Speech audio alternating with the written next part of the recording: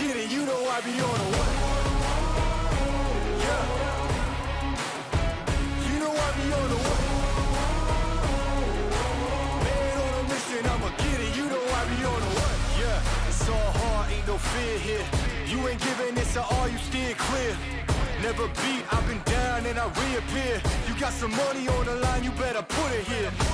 Rolling in and doing that work. Check priorities, I'm doing that first. Checks big and I'm sure that that hurts, but it's checkmate, we ain't selling short, no the work. Ain't nowhere to hide, you ain't gotta see me come and keep me on your mind, cause I be on the way. Yeah. You know I be on the way. Man on a mission, I'ma get it, you know I be on the way. Yeah, man we coming for them bags. If they said I couldn't have, get the team. I got a vision for the things you ain't believe.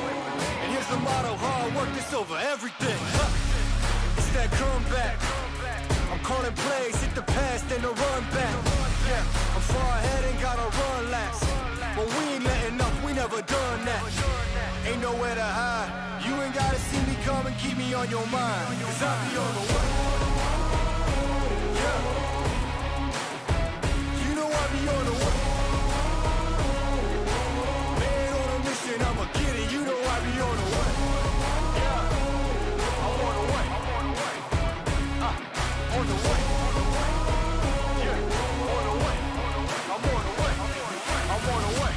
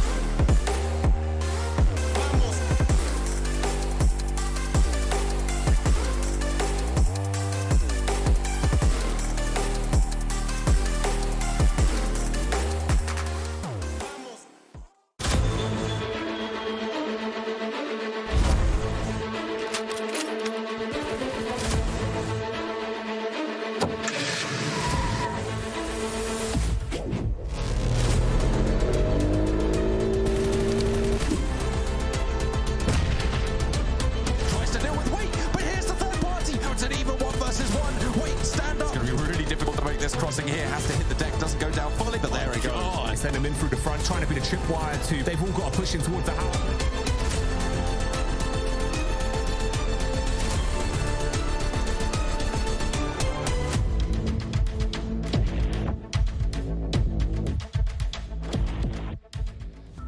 The MADBULLS are raging like they're in a China shop here for PMPL EU Fall 2023 as we've got ourselves quite the lead for the boys up towards the top. Welcome, ladies and gentlemen, to the second half of week one here of proceedings. My name's Kalaris, your host, and joining me to my left-hand side, as always, my partner in crime, Max Moon. How are you doing, fella?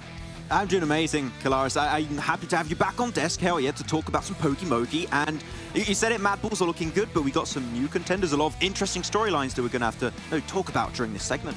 Yeah, definitely. Before we do that, though, you can check out all the social media extravaganza that's going on elsewhere, probably in part thanks brought to you by Max Moon, as we got PUBG Mobile Esports Europe over on TikTok as well as YouTube. You can check out all of the links there, and maybe you can head over into Instagram as well and check out some of Max's lovely things that are going on as time goes on. But so far, so good for the competition, Max. As I said, MADBULLS looking pretty pristine up towards the top. I've been excited to see Titan also challenge up towards the top with some old faces, as we fully well know.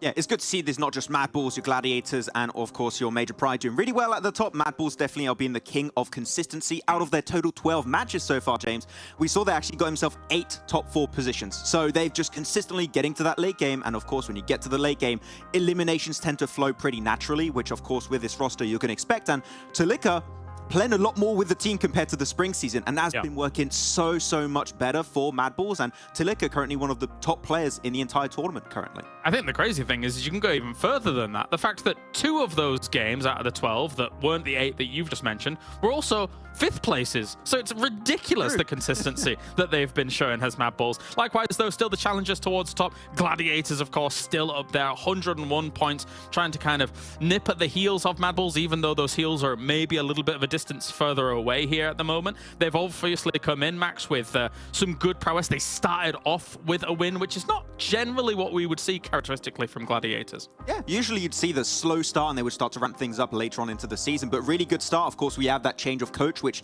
I think has really changed how they've approached the game, because we remember back in spring they like to sweep edge, play a little bit more of that play style. Here they're going center so much faster, and they've actually been speeding things up, I have the impression, throughout the first 3 days of this phase. So I'm enjoying the central play style. It is a bit risky at times. They do lose players really early on, and they have to go for that kind of salvage play that we mentioned multiple times in the first 3 days. But if they can avoid losing players early on, I feel like they could definitely aim for that first place. And there's teams down here like Dagestan and SBG. Some of your teams that you were kind of hoping would, in the previous season, be able to pop off a little bit. SBG's in a weird place, right? Because, of course, the roster changes and how kind of that sits with the team. It's not the easiest thing to adapt to in a league quite like this. Yeah, changing a team that's been together for, what, 2 years and a half, I think it is, back when they were Game Lord, it is really a big kind of issue for the squad. It's fair to say the IGLing has changed. It's not Akashi anymore. I believe it's Narvalo currently, and you're just losing Robs, which was the best fragger of the team back in spring, so they're definitely struggling. And also Dagestan, another team I believe in. I've seen good things, every once in a while back in these last 3 days, but they're just not a consistent team, and I just need to see them try and find a game plan that suits their team, and they might be able to, start popping off. Maybe.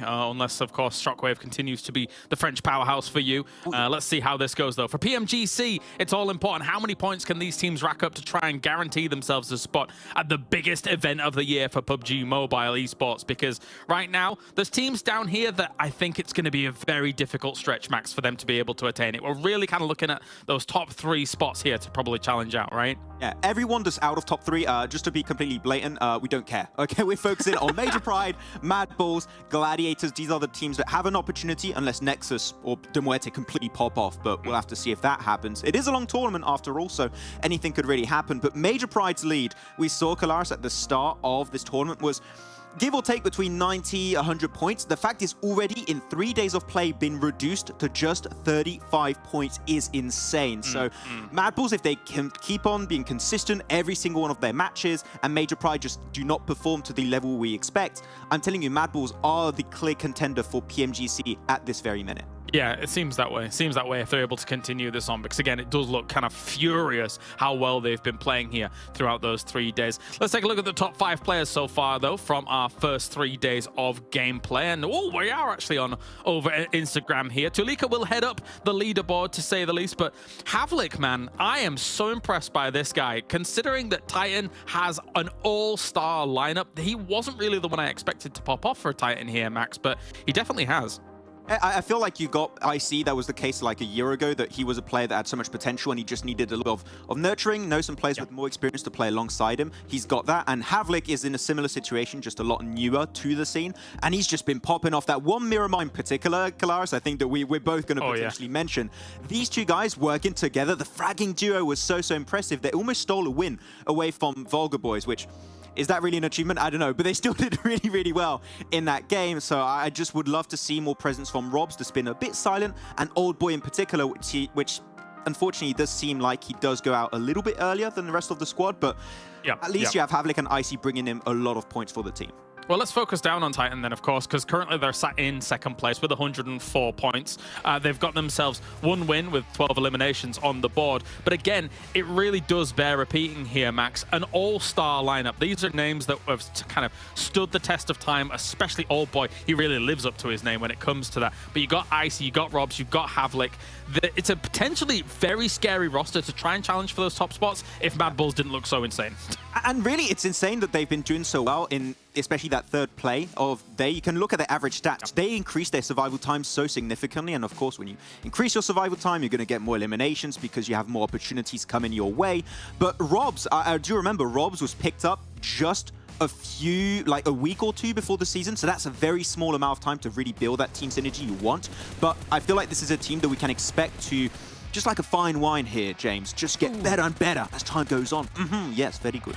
How very French of you. Yes, we've got, taking a look at this, this is the Miramar that we were alluding to earlier, where it was 7 elims for Icy, 7 elims for Havlik, and even then, the other members on the team were able to get a few on the board too. The way in which they're able to control some scenarios, and we're able to see also them kind of keeping their buggies and monster trucks and other vehicles alive into kind of that late game scenario, makes for some excellent gameplay from them. So I'm excited to see if they can continue it on. I can't decide whether or not that win, as well as the second place with 18 elims, was a bit of a blip. I think this is the one that we're looking at here. But regardless, what do you think when it comes to Titan?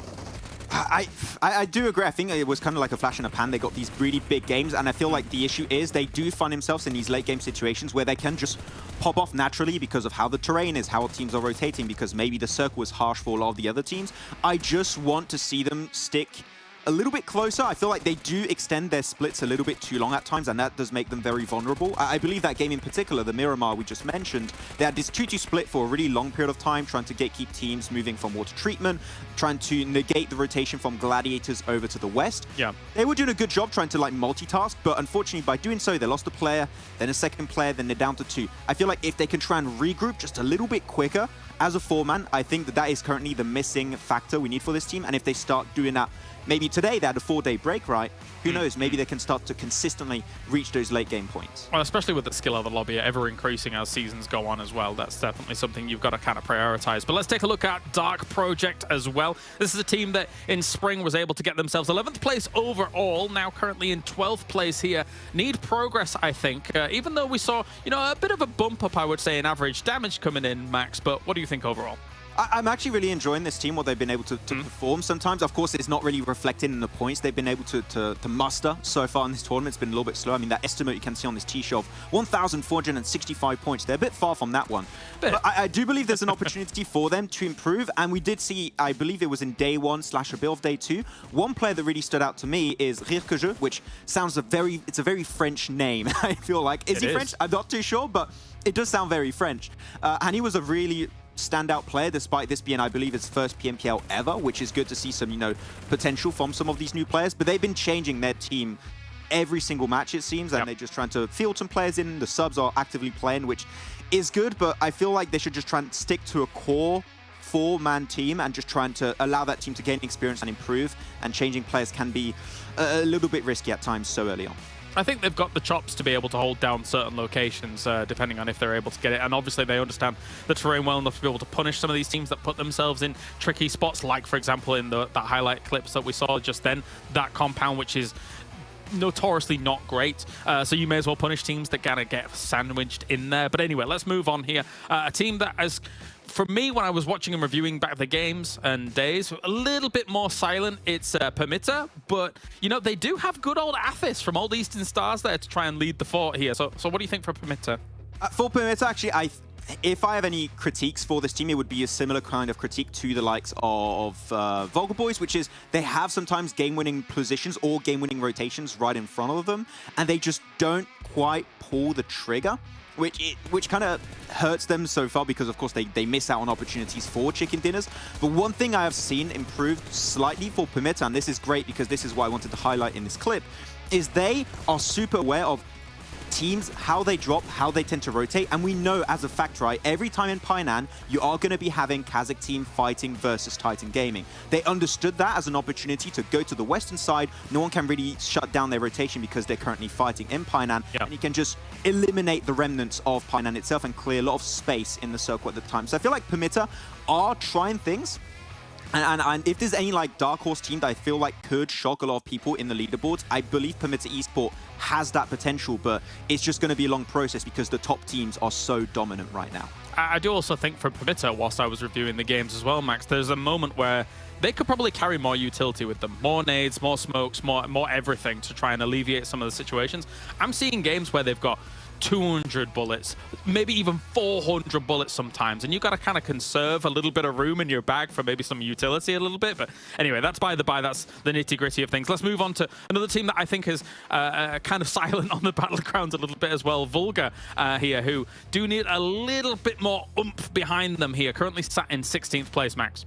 Yes, same criticism I had for the likes of PERMITTA Esports, though there has not been any improvements as of right now, unfortunately, so they're kind of in a similar situation. I would like them to...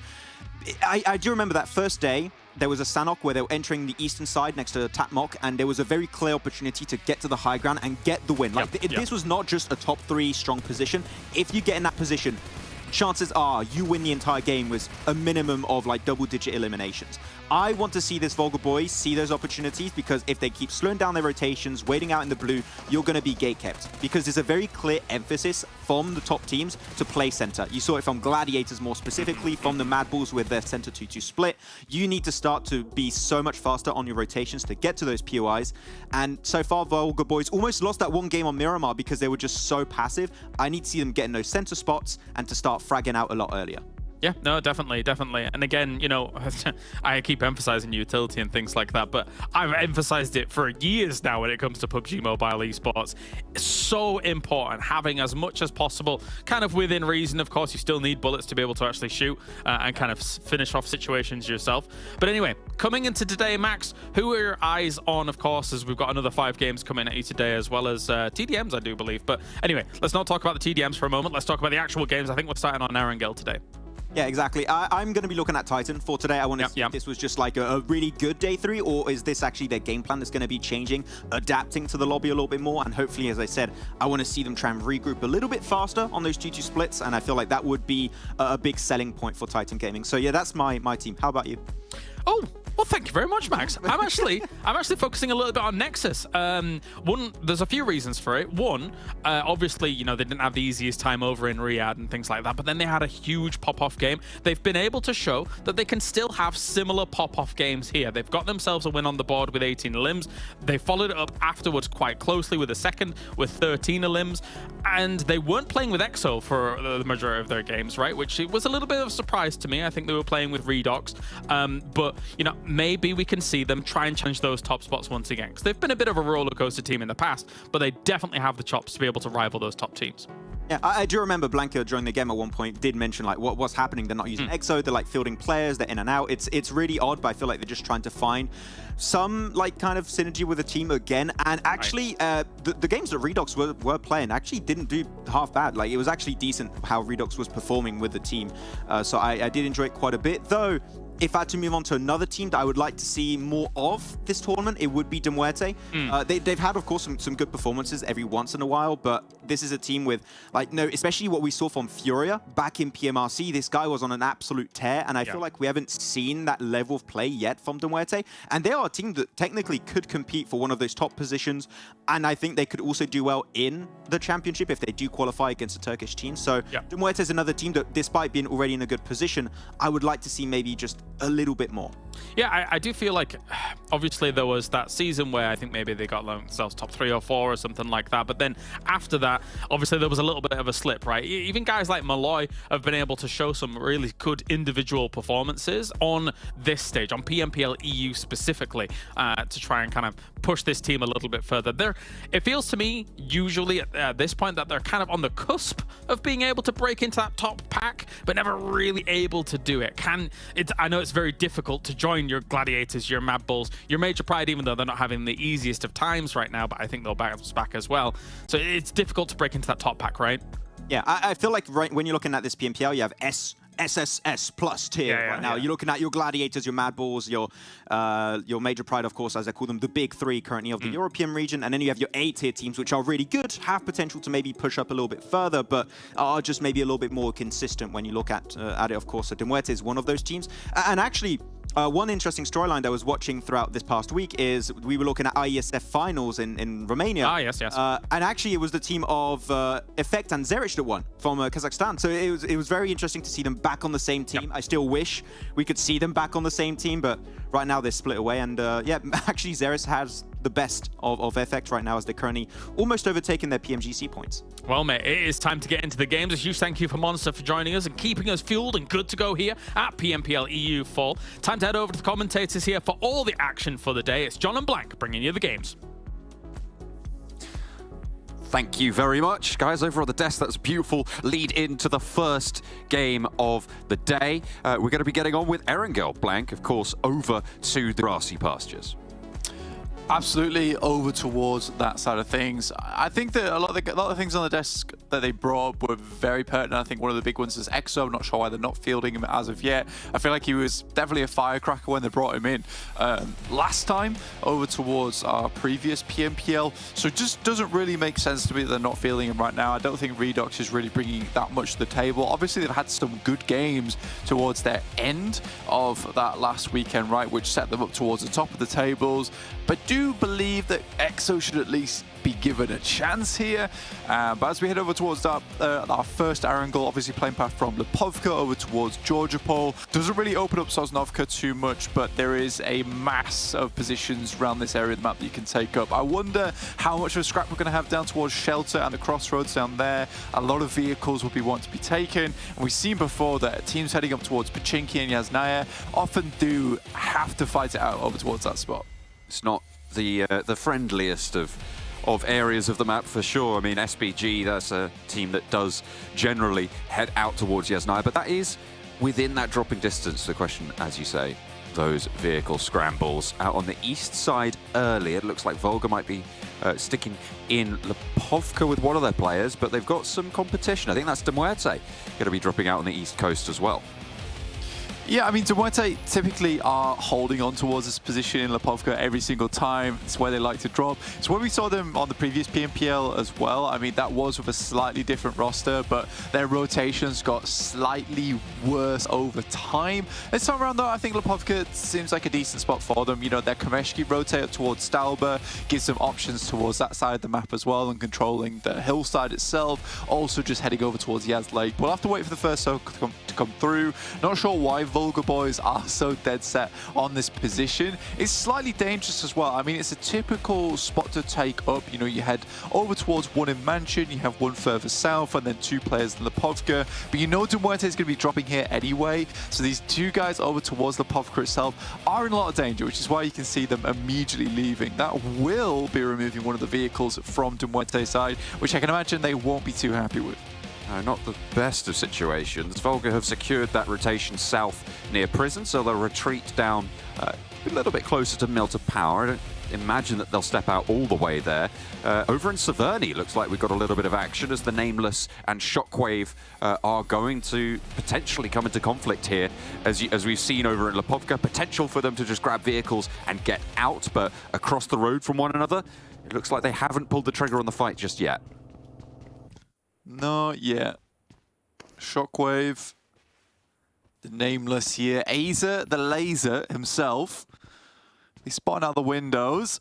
Most moves out. Azer can't quite take the shots at the moment. I mean, this Scarel most likely does not have a huge amount of equipment on it at the moment, especially I think it's iron-sighted too, so doesn't make for the easiest spray down with quite a short opportunity. So I think for Azer right now, he just wants to keep his head down, duck beneath the window, ensure that these players can't see him. He can continue to provide that information across.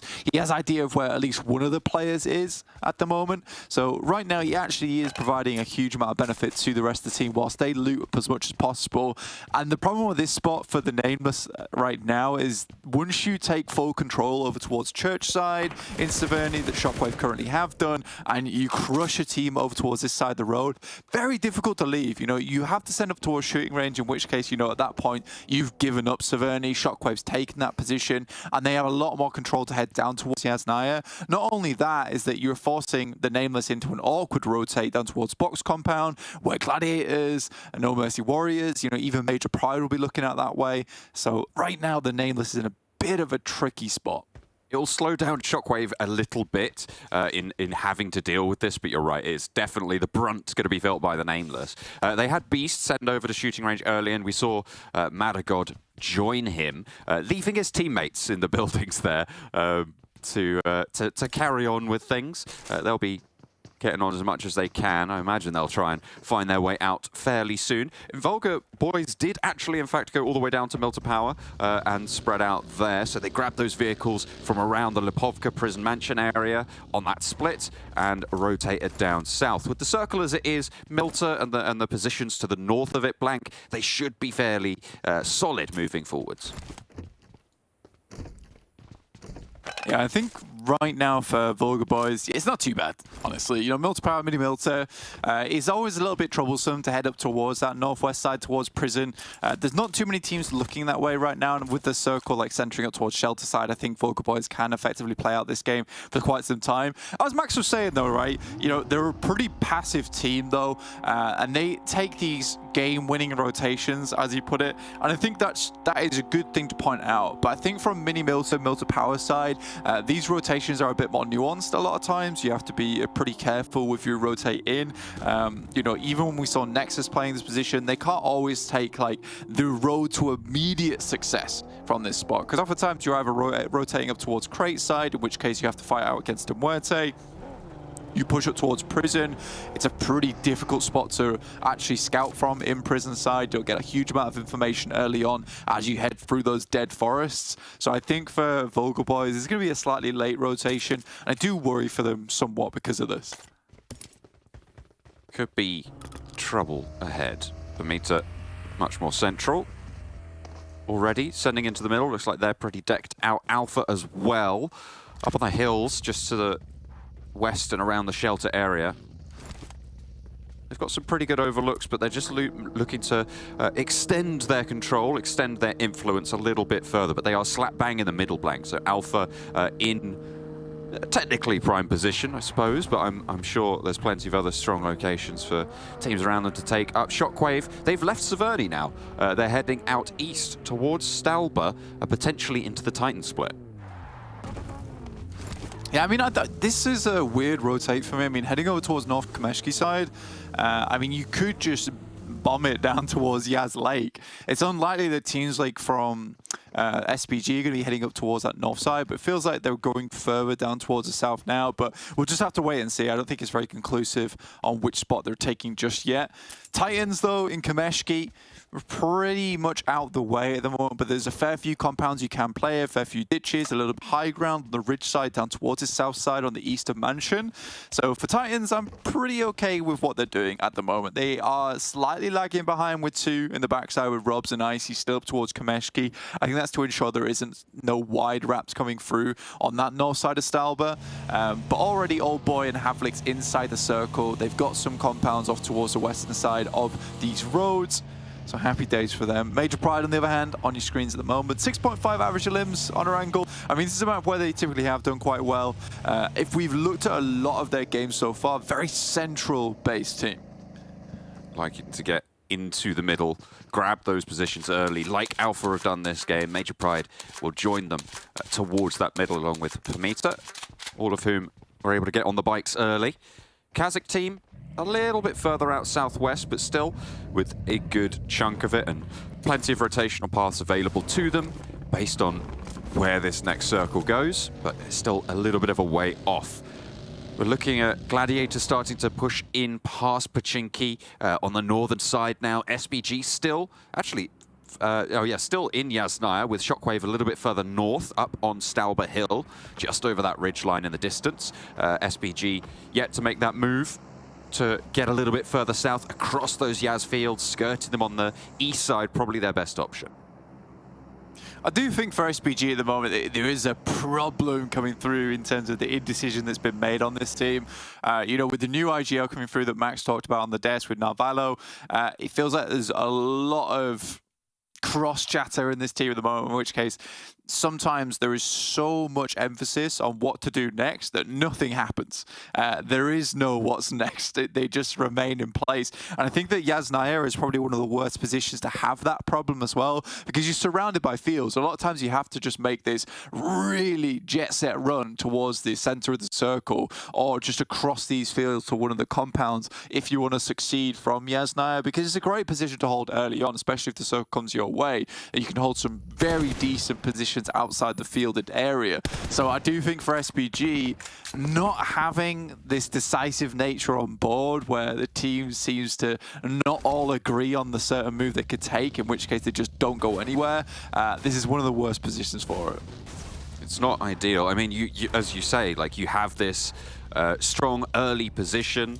If it goes far away, it's fine. If the circle goes far away from you, it's fine, because you know, oh, we're just going to have to leave. No one's really going to be clustering and around the Yasnaya areas, so a little bit less danger that way. But when it's a circle like this, where it's just outside Yasnaya, you know you're going to have to leave, but there's already a lot of teams.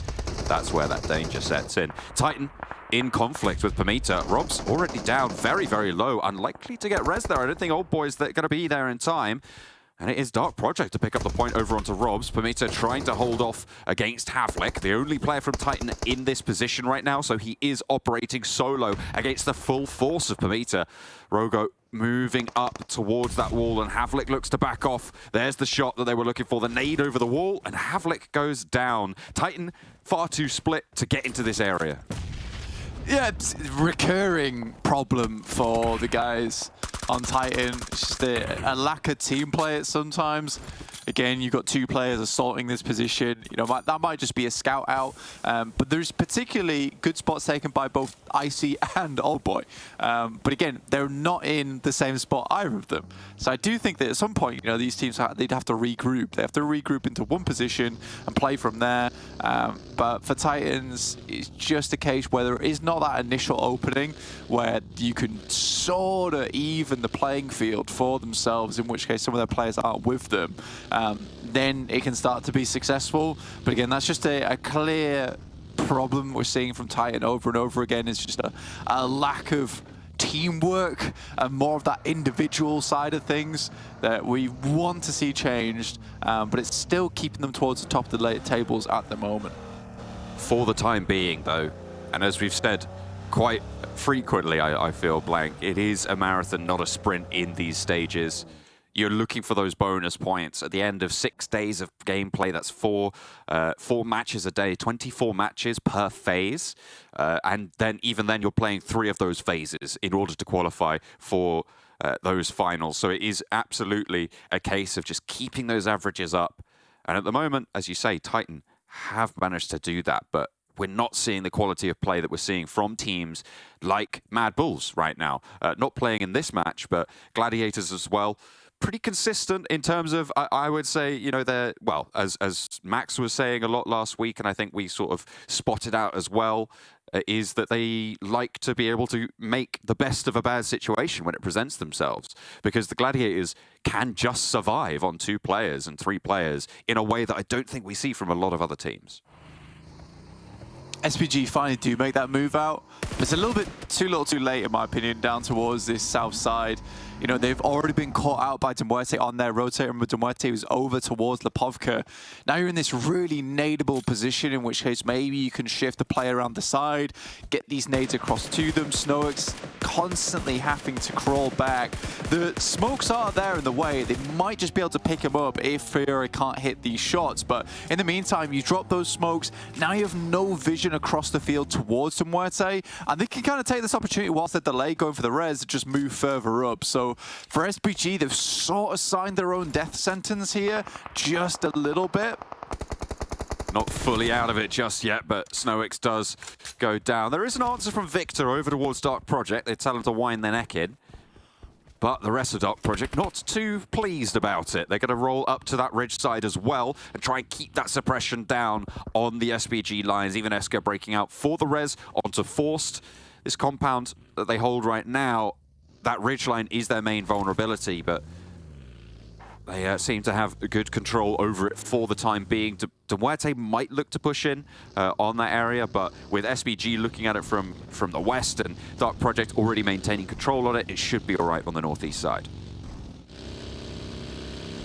Yeah, I mean, heading down towards the outside of Mansion, just on the west side, it's slightly difficult to play this spot. You're heading over towards Mini Dip and OP Dip as well, so there's certainly a bunch of sightlines coming through there. VULGAR boys take OP Dip itself, in which case Titans are playing off in the distance towards that north side. TUNA Esports managed to get themselves a win on the cards the other day. Pretty good. Most of the time they were just sitting still though. Gladiators will explode one vehicle. Now, this is what I want to talk about earlier from Gladiators, is that a lot of times we have seen them sent it direct central. And I think that, you know what, as an achievement, they certainly were able to get that done last week. But there were a few times where I wanted them to kind of go back towards that position of like, look, there is spots in the circle where it's completely open for you to take a central spot and control it, but there's times where you are just not in a position to make those crazy teleport plays. So now they're playing further towards the edge side before they start to push in. This is much better from Gladiators. It's the hybrid of the 2 phases of Gladiators we've seen over the last year.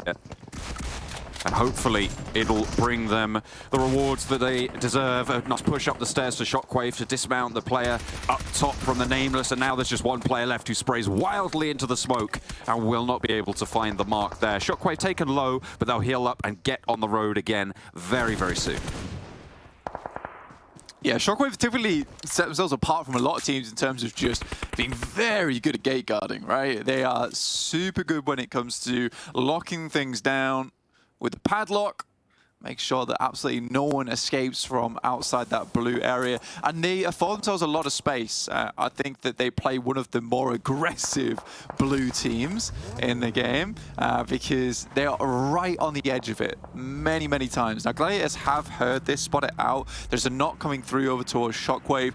This building, actually very difficult to leave from a lot of times.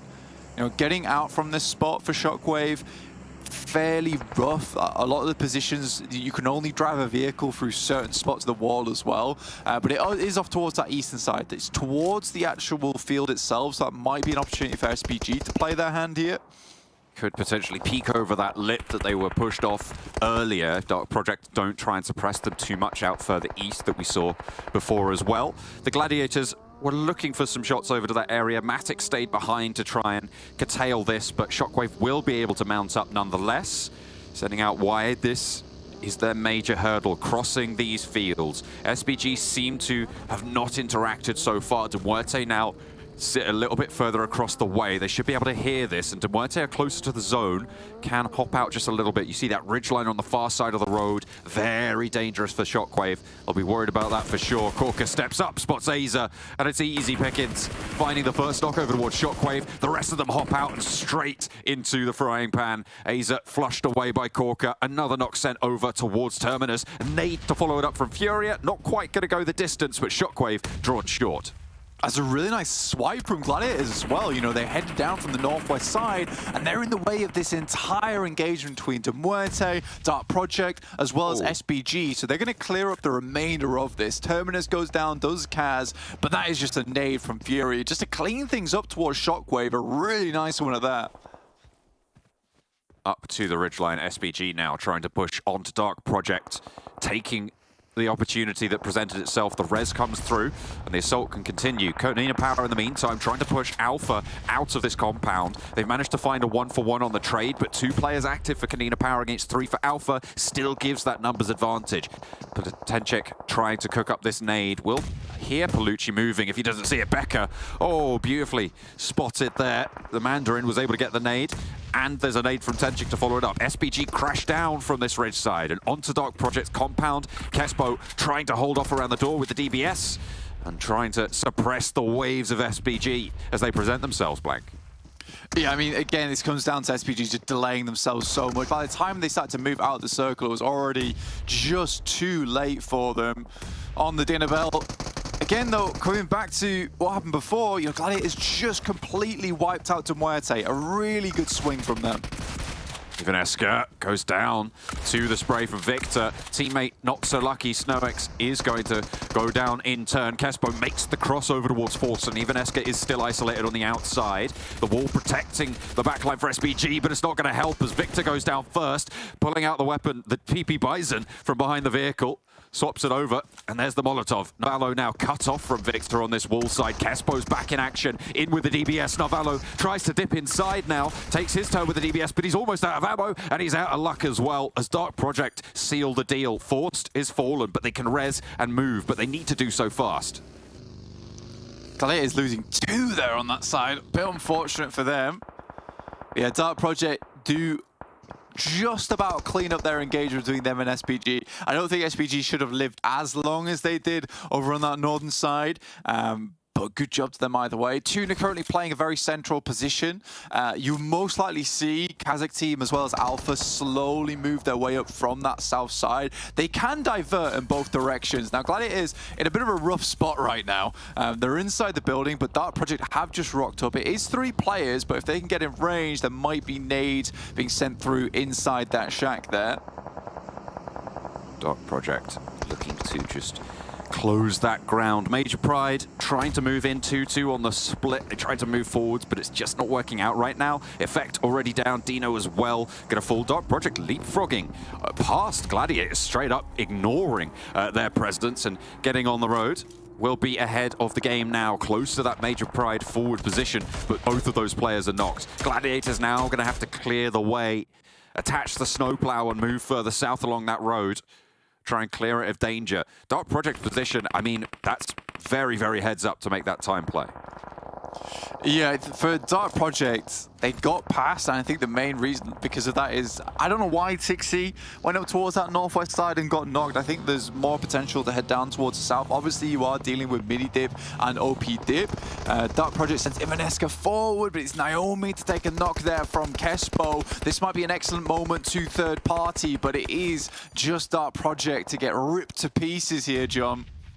Dagestan going to move out on the western side, and Gladiators will continue the bombardment. Effect, the next casualty here. Nomi further up the hill, and Matic might be able to place that one. Effect does find the flush, and the second as well. And now Nomi left last standing for the roster of Major Pride, trying to defend their spot at the top of those PUBGC points tables, but it is denied to them in this match. And the Gladiators will continue to chomp down on that gap. 10 eliminations found from the Gladiators on the north side. Could we see this resurgence? Yeah, really speedy, and this is what kind of led me into going for the prediction on them for this game. I mean, playing from this north side is always a little bit difficult, but I think with the amount of teams down towards the south, they do have an angle to push in towards that central region on top of the slight hillside there, which is very much a winning spot. Dagestan, though, do push up towards Gladiators, and they have another team to defend against. Shifu is left behind, though. Oh, VULGAR boys looking for the challenge against PERMITTA. Last player to stand. They managed to get a flush, so a casualty inflicted, but Rogo's last to go, and into the dirt he falls. VULGAR boys down on 3 players. I mean, they're playing from a super strong part of the map, but they're going to have to leave it now as they lose a player as well. That move is made all the harder. Can they get across these rows before Dagestan and Gladiators take control of the north side? Oh, the old Foops, man. Now, Gladiators will have to make a pretty serious push inwards if they want to get and clear out Dagestan's position. This is a nice little push coming through from Meku. He gains high ground position. I think the fact that they know over towards Titan's side there is a pretty limited force there, they can effectively use this edge to scout and give themselves that ridge that sits between them and Dagestan. Maybe they just want to clear out this eastern side and play from there. It's not really worth it to them to push in towards that high ground that Dagestan currently has. There's a lot of hard cover as well in that position to play around with. Ooh, a nice knock sent out from KASIK team over towards VULGAR boys. See that compound across the way, just stepped a little bit too far off that ridge. Really need to be aware on those low slopes of which angles you're going to be exposing yourself to. More preoccupied with the Dagestan and Gladiators engagement than the compounds to the south. In the meantime, looks like we're going to lose TUNA in the process. They tried to go central with the remnants that they had, but will be denied that opportunity. Old Boy, the last for Titan, across the road from VULGAR boys, potentially stopping them out for the time being, but the blue zone is going to change that song very, very quickly. I mean, for TUNA Esports, I think they sent there with 3 players, maybe 4 early on towards that central side. It is really, really tough to hold that position from the early game. It's that spot that is the winning position, but like in Zone 8, Zone 9, right? That's where you win the game from. But early on, there is just so many guns pointed at you, it becomes very difficult. Now, Zadira being on that western side is a bit of a worry for me. Yes, he has the ridge line to play around with, but it does split him off from the rest of the team. It's the same kind of mistake, but just in reverse that Major Pride made last week, sending Nomi towards the center and 3 players playing towards where Zadira is, right on the western side. But if Gladiators can start out this fight strong, get 1 knock, you know, you're effectively then in a 4v2. They spot a keep, they're going to hop out, but Meku gets a little bit too bold, and Limbo's there, immediately taking care of it. Matic tries to send wide and draws the shots out. Good news for the Gladiators, but it's 1-for-1 on these trades. Keep is still in action, and close enough to maybe enact a res if they don't spot Limbo Boom on these angles. Kitsune moving forward doesn't want to allow that. Zadira regroups blank. That warrior you had, Assuaged, immediately sailing straight on into the danger as well, and will go down. What a wild push, but Kitsune has fallen in the meantime. Tixi has to hit the deck. Matic cooking up a nade towards Keep, potentially towards Shifu if he goes long enough, and there's a nade in response. The Gladiators getting picked apart. Limbo's down. Shifu takes a lot of damage, and Tixi now the last to stand. Yeah, Tixi has to clutch up here right now. He has to get 1 knock on the cards. That is good. Over towards both of them. That's massive. Can pull up the rest of his squad. And again, that play from Zadira is the thing that really comes back to bite him at the end of the day. From that ridge side, he had to respond so quickly. And I think that as soon as they knew that it was a 4-man team on that north side, they really had to group up. They knew that a lot was happening down towards the southeast side. They should have had a lot of that information coming through early, and they could just deal with the main factor is on that north side. I do think that Gladiators fumble this fight just a little bit with some aggressive speaking with the vehicles, but again, Tixi has been that guy towards that end game that's able to clutch things up, and so many nades were lobbed early. Realistically for Tixi, all he needed to do was, after his team laid down that really nice smoke wall, just play around that. Again, the nade was gorgeous. Foopsman tries to get a little bit too close for comfort for Gladiators, but all 4 players back up on their feet, and a really good position now to take that central spot. As I mentioned earlier, stage 7, stage 8, stage 9, that's one of the best positions to be in this game. The main danger for Gladiators in this spot is from the compound, but they're preoccupied as Ingush goes down to an aid from Tenchik. A nicely placed ordnance there coming through from Alpha Team, playing as 2 Skillsers from the top window, trying to launch a counter-assault, but Tenchik goes down, and KASIK are able to wipe Alpha out. Now just Trofka looking for that res. Does he have time? Just about tags it on. So that's 3 teams now remaining blank. Kitsune's broken south for Gladiators. And absolutely needed. Again, that compound just does not have the sort of sightlines you want up towards Gladiator's side, especially with these angles you can take. There's the little ridge to play around with. You can always back off. You can see where Meku's playing right now. Peeking over the top side towards that road as they have to push up towards them. Horrible spot to be in. VULGAR boys, though, really haven't done a lot this game. Late rotate in worked out well for them. They have held their own. But it has been a case of like testing other teams, making some little rotations, getting shot at and being like, oh, very scary. We'll go back to playing on the eastern side. I mean, they've got 7 eliminations. Credit to them. They have had a little bit of a scuffle in a couple of places. Obviously, I think the main one over on the east side, rolling on in and losing a player to the engagement, which wasn't ideal. But I think was that PERMITTA? I think it was over on that east side. So playing as 3, they haven't been able to take any control, but with 4, as you say, like that passive style, it's probably quite unlikely they would have taken that control anyway. Yeah, I think even if you watch from some of the rotations they made, like from maybe Zone 4, Zone 5, a lot of the times getting quite lucky because a few of the teams were fighting before they even got there. They were cleaning up the remnants of a lot of these engagements. It is slightly unfortunate for some of the teams, but very fortunate for VULGAR boys who got some casino luck here in this game to get this far in. Obviously, yeah, FoopsMan's been doing some good work on his side, cleaning up some of these eliminations.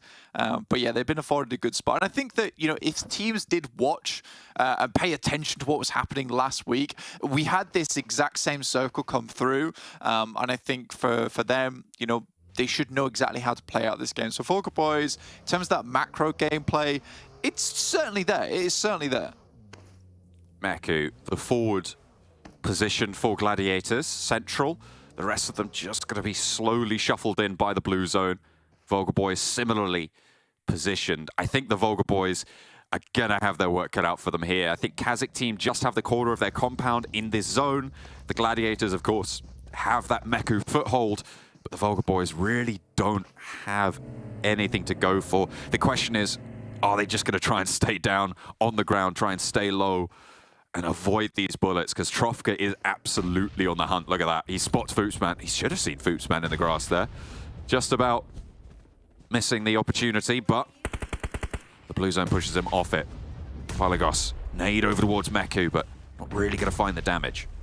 Yeah, the difficulty with this spot and why it's so cruel is towards Gladiator's side, you've got trees, you've got rocks, you've got everything. Towards VULGAR boys' side, there's just a lot of grass, and that's about it. As you come over the top of the ridge, it's very much unfair and heavily biased towards the western side of this area. For KASIK team, at the moment, right now, I think VULGAR boys, essentially what they're looking for is to pick up the remaining eliminations from KASIK team, try and set themselves up towards 9th place, get that second confirmed. It's a really good nade coming from Foops over the side. If they can get skillses, that'll be a good result for them. This is a massive opportunity as well. If they can escape the positions from Gladiators, Meku's going to chime in as well to look for skillses, and now 2 teams remain as VULGAR boys look to try and take control of this south side near the road. Tixi goes for the challenge, and FoopsMan nails the shot. There is an answer over onto Pelagos on the high ground, but the south side position will hold strong. Now, just the last player for VULGAR boys goes into the fight with a buggy, and it's not going to go well. Gladiators take control in the final moments. A nice challenge from FoopsMan, who was doing the majority of the lifting in those final circles, but the Gladiators proved to be a weight too much for him to bear. And they will take it, and they'll take it as 4 as well, Blank. Yeah, I mean, it's a fairly convincing win, right? I mean, towards the end game there, John, like, it was 100% their game to take. Like, there's nothing that VULGAR boys can do from that spot to make them win that game. And I think when you saw them focusing over towards that eastern side so much, that was pretty much, like I said, just to get those 2 eliminations over towards KASIK team and then take 2nd place. They knew they were getting him on that. I think, again, like you said, FoopsMan, he stands up a little bit towards the end, but it really was always going to be a Gladiators win at that point. Yeah, playing against 3 in the barren, coverless position that they had, just not going to happen, unfortunately. Gladiators take the first chicken dinner of week 2. This day is kicking off well. I'm excited to see what the rest of it has in store. Let's head back over to the desk. Crazy strength coming out from Gladiators to start things off here for the first game after holding out adversary after adversary and being able to thread the needle with the rotations that they made here towards these hillsides. Joining me is Max to talk about this game. Man, where do we begin? Gladiators looks fantastic, but they could have been punished multiple times. I feel like they got away with some stuff because they are Gladiators, you know, just because they have that aggressive power behind them to back up some of their plays. But I expected them to be punished by Dagestan 77. I expected them to be punished by VULGAR boys, and teams are just not exuding that pressure. And of course, you give Gladiators an inch, they're going to take a mile. And in this case, they take 27 points to open up the second half of the phase. They're going to be on fire once more. 27's huge. Great game from them to start things off. But as you say, VULGAR boys in second place. There is a world, absolutely, where VULGAR boys could have won this game. After the fight with Dagestan and Gladiators, you need to be kill feed tracking. You need to understand where the fights are going on and where those knocks are happening. And as VULGAR boys pushed up towards these hills, they had to try and do something, but they were so passive, Max. Yeah, I mean, Kalash, we talked about it in the pre-show, right? This is the issue. You have game-winning opportunities right in front of them, the most obvious thing in the world, and they just don't pull the trigger. Here, you were seeing Dagestan 77 fight versus Gladiators. You need to see VULGAR boys instantly react to that, see the numbers of players dwindling, and you just go for the full-on send, gain that control, and just gatekeep Gladiators north. If you do that, I think this is the easiest VULGAR boys win we have seen, but unfortunately just too passive and not taking these big winning opportunities once more. I mean, this hill that kind of became the focal point was initially controlled by TUNA, right? This was the absolute most pivotal location that was going to be happening in this circle. I thought maybe TUNA would have a little bit of a shot at this, but they didn't quite control it. We can talk about that a little later on as we take a look at the Gladiator stats coming on in here as well. The main threat for me, Max, for Gladiators really was Dagestan. They were controlling that compound wisely on the west, made a good transition over, but it felt like they were a little bit disjointed in their fight versus Gladiators. I think one thing you mentioned during that game, actually, Kalaris, is they had a split, but it was not a split where they were controlling a lot of the northern terrain. It was like it was a north to south split, which makes you very vulnerable to a team pushing in from the northern side, which in this case was Gladiators. And they also sent Zadira across the road, which I can understand the value of Zadira's position, right? You're looking at that spot. He has a great off angle on especially TUNA at the time, which ended up being eliminated. But you're also losing that like fragging power against Gladiators, which you know, James, you're going to need if you're fighting against Gladiators. So a little bit too thinly, and they do get punished, and then Gladiators just res up as a 4-man, so then they're unstoppable. No, absolutely. The angle that you're talking about from Zadira from Dagestan on towards TUNA was important for Shifu's angle to open up right north, so he could then just easily eliminate them, and then the regroup eventually happens. Unfortunately, it happens a little too slowly, and yeah, when you kind of get caught in a downhill position against Gladiators as Dagestan, you can't really take that fight against. To be fair, if it's any other team other than Gladiators, I think Dagestan probably wins that fight, Max. Maybe. But it's Gladiators, so what are you going to do? Yeah, even when they're down to just Tixie, you're like, but it is Tixie though. One nade, and the entire team just completely decimated. Not much you can do. We're talking a lot about Gladiators and what they did in the late game, right, and being able to not be punished. Their third parties early game, I don't know about you, Kalash, I loved it. They just heard the fight, the timing. Super aware. I think you had Shockwave versus MUERTE, third party that fight, just gatekeep them away. Then you go into another fight versus, I think you had Major Pride versus Dark Project, third party that fight, and they're already up to 10 elims before the late game. And you can see here, like, their damage and elims are just off the charts. I just love this changed Gladiators compared to Spring. This is great. It seems very proactive as we take a look at the highlights coming in from this, and hopefully we're able to catch a little bit of that. Now, the rotation that you're mentioning, for them to leapfrog ahead of Dark Project as well as MUERTE and all these other teams, came at such a perfect moment. But also, this compound was pretty important as well, that we were seeing that Alpha was kind of holding down towards the bottom. Eventually, KASIK team rocked up there and was able to wipe them out. But a compound like that eventually is going to get you a top 3 if you're able to hold it. I really liked it. I had some kind of grips with the split at that point from the team of KASIK team, but Trofka actually was looking at the compound, saw KONINA Power breach the compound, and instantly fed the info to the rest of their team, which were playing like a western compound, I think, at the time. Fully regrouped, fully crash, and then they don't really engage the fight because you can share these buildings with the amount of players they had alive, but then KASIK team do survive it and do make it into a top 3, which I think is what they were hoping for, is just survive. If we reach the podium, that's pretty much a win. Good for them, but unfortunately, winning is something you cannot do versus this Gladiators roster. No. And Kitsune, the old special with a car, which in a circle like this was pretty flat terrain. The car strat with that third-person perspective is just the best play to go for. Yeah, and as you say, with those two teams at the very end, you cannot give a team like Gladiators room to breathe. VULGAR, yes, okay, you're 3-man, you're wounded. They had OP dip, so they've got themselves a few eliminations here and there off the back of just having OP dip alone. That's what's going to be able to garner you that. You have to be more proactive on the east side and then force the issue with Gladiators to make sure that they don't have room to breathe in a game like this. Because when they do, look what they're able to do. They look totally free towards the end of this game, Max, and that's what you can't have happen if you want to challenge those top teams. Yeah, I was a little bit frustrated because we mentioned in the pre-show, right, VULGAR Boys not taking these game-winning opportunities sometimes. Gladiators were literally down to only Tixi. And he was given so much free reign and space and time that he got the res on all of his teammates. So of course, he got one res, then his teammate got the other res.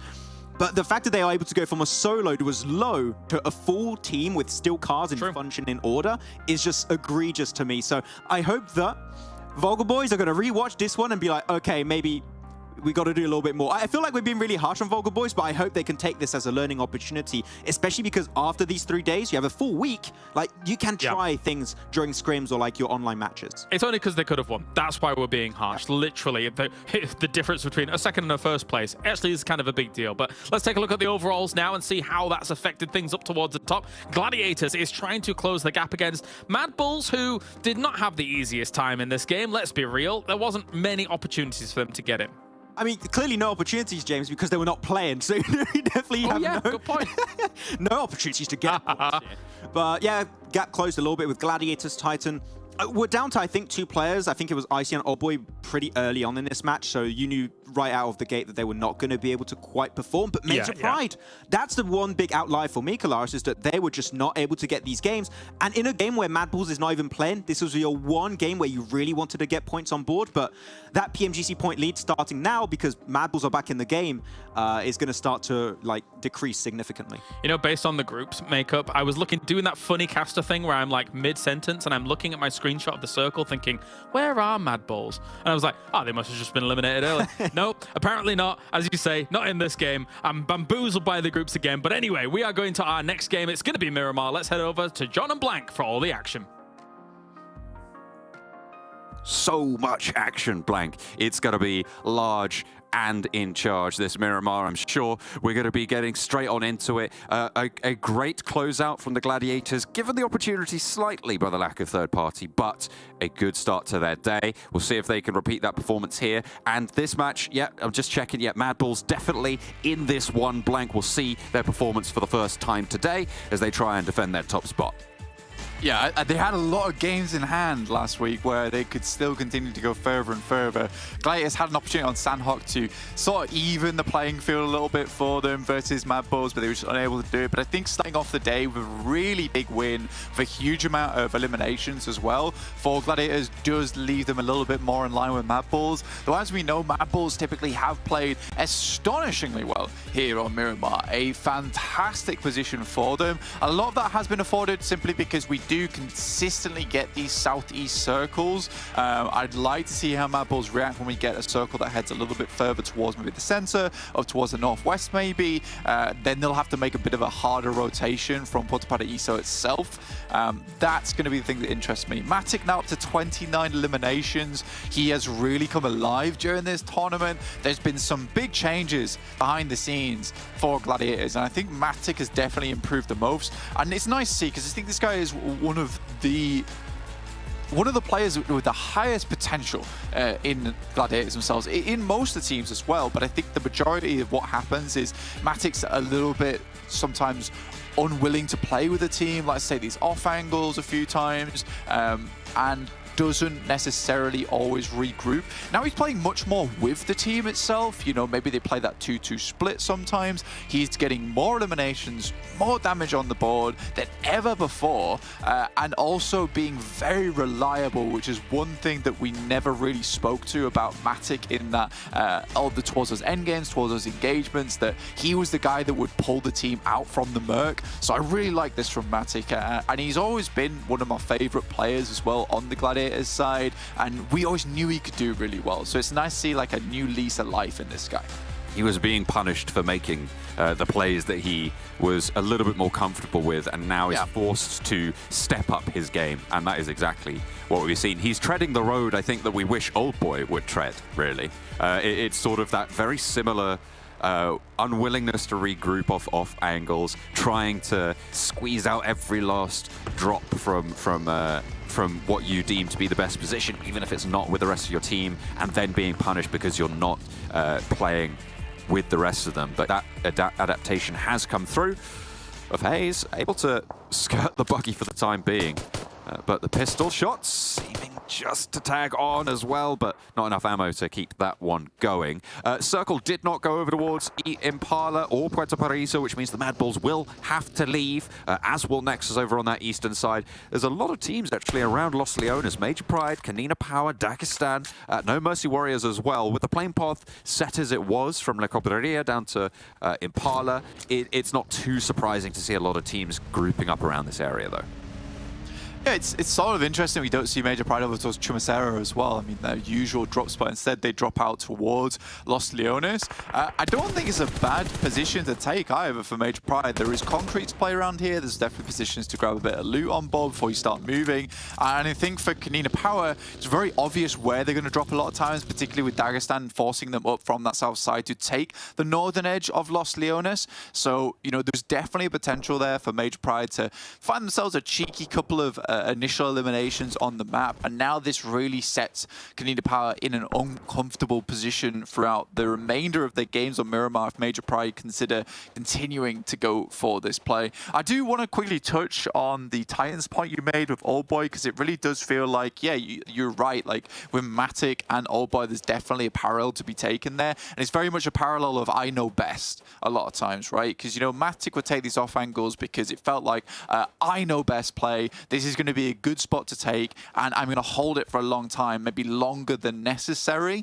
Same with Old Boy right now. There is a wealth of experience on this lad, and it's not to say that the off angles that he takes are bad a lot of times, but sometimes, you know, and this is the phrase that's used a lot in esports, it's better to be stupid together than stupid apart. And with the actual skill on the side of Titans, it does feel like, you know, a bit of stupid together is better than anything. You know, they can make these silly plays because they are so good. You know, crashing a compound as 4, they're all there. You know, with close quarters god Robs on side, the MMA champion himself, just going to be elbowing you in the face with the DBS. Like, it is better just to have 4 players there as opposed to taking this off angle. So, you know, I think that experience from Old Boy sometimes has to be given up in favor of playing with the team. And I think Matic's certainly gone for that now, and the rest of the team is leveling up alongside him. So definitely someone, a team that they could learn from in a big way. Looking at the map though, like I said, northern circle, so we're not heading down towards Puerto Paraiso as well as Impala. This time around, this is not going to benefit MADBULLS, but it might benefit Nexus, because I think a few times towards Impala's side, they've felt quite clustered in a few times with so many teams around them. It's like when you become that person in the group of friends where everyone's like, oh, we'll come around yours for a thing, but every time it's always your place, and they're like, come on guys, like, let's go somewhere else for once, come on, please. Because I think we've had, what, like 3 southeast circles so far, or Miramars? It's more than 3 or 4? We had a lot. We had a lot last weekend. It was fairly insane. But yeah, I mean, Nexus is now like, they've put their hands on the knees. They've said, right then, they're going to go to sleep, so you guys, maybe you can head out. That'd be great.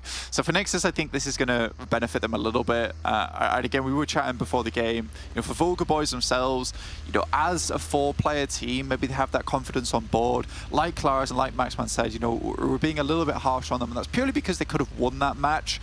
And I think it just takes a little bit of confidence from their side. And sometimes confidence doesn't always have to come in having 4 players in that end game. Confidence can come in the fact that you have 3 players or 2 players, and you make a decision that you hear a third party happening on that northern side, and you go for that rotate. You take those movements and you make those plays. So I think for Nexus is another team that suffers from this type of let's say, you know, it's a disease. It's a PUBG Mobile disease. You know, it's the non-4 player I have no confidence disease. So I think for NEXUS, they need to realize that even with 3 players, they can still do really well. Now, it is also interesting looking at NEXUS because look who's playing. It is EXO instead of Redox, and this is something we wanted to see last week and we didn't see it all the time. I respect that NEXUS gave Redox a full weekend to try and prove what he could do, but I think now is the time to bring EXO back in, a very, very strong fragger for the team.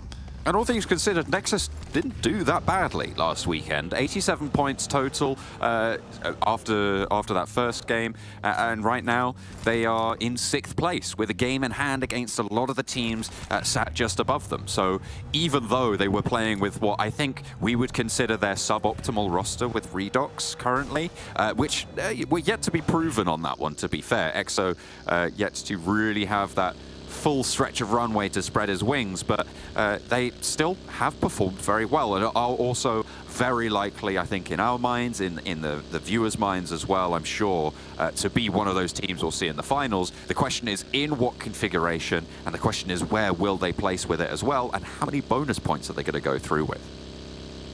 Yeah, I think that's the important thing. I mean, we talked about bonus points before, and they are extremely important at the end of every single phase. You know, those bonus points can be the make or break moment between you taking the finals and you not taking the finals. You know, a team that maybe doesn't do as well as you in the finals, but just has really killed it over in that league phase itself. Now, MADBULLS, I'm not 100% convinced yet about this team. They do look a lot better, but over in our previous PMPL in spring, you know, phase 1 was absolutely fantastic for MADBULLS, and then they dropped off again. So I think that if we want to see MADBULLS as this new reinvigorated team, I think phase 2 really is going to be the kicker for them, but we'll wait until that happens. Right now, they want to close out phase 1 strong, then we can go from there. Gladiators up towards that northwest side. Again, a nice fast rotate from La Cobradilla. Feels like we're having a bit of a change of pace from last week. You know, we played a lot of central from Gladiators last week. Now we're playing much more over towards that edge side. SPG is in front of them over towards their drop spot over on San Martin. So I think for SPG, this is a fairly decent beginning position for them. They could even head down towards the valley itself, towards the north side, Los Leones. There's some compounds down there. There's longhouses as well, which are really strong to take. And at this point in the game, you wonder how many teams are even on that position. A lot of teams starting to make that move. On the south side, Dagestan and Major Pride come into contact again. On the north side, in the previous circle, over on Erangel, this time around, they will have a little bit of a rematch. Not going to have too much to say about it, though. They are going to diverge, I imagine, off this point. This position is in the zone, so not really a massive hurry up on this spot, on this position, on this engagement. But a team down is a team down, and if you can take them out as well in your vicinity, that gives you a lot more freedom. Neither team willing to take that risk, though. MUERTE and Dark Project, though, not similarly disinclined from combat. At the moment, it's going the way of MUERTE as they take a player down from Dark Project. It's one thing I don't like about MUERTE, though, on Miramar at the moment, is that they are, like you said, very inclined to take these early engagements, and it does ruin some of their rotations a lot. You know, even in PMRC EU versus Africa, they had an opportunity to get 3rd place, and they decided on the last game of Miramar they would just hunt down Major Pride, who was, I think, about 3 points ahead of them. That went very poorly. Major Pride ends up living through to 4th place overall and gets the points they need to finish the game. So I think for MUERTE, they're a really strong team, and although they might win this fight here, John, the question is how much does this delay affect them in the future? With this area towards Graveyard being fairly barren in terms of compounds, in terms of positions that you can play, a lot of times, you know, this is one of the spots on the map where you want to be fast in the circle, you want to be able to pick up yourself a nice position early on.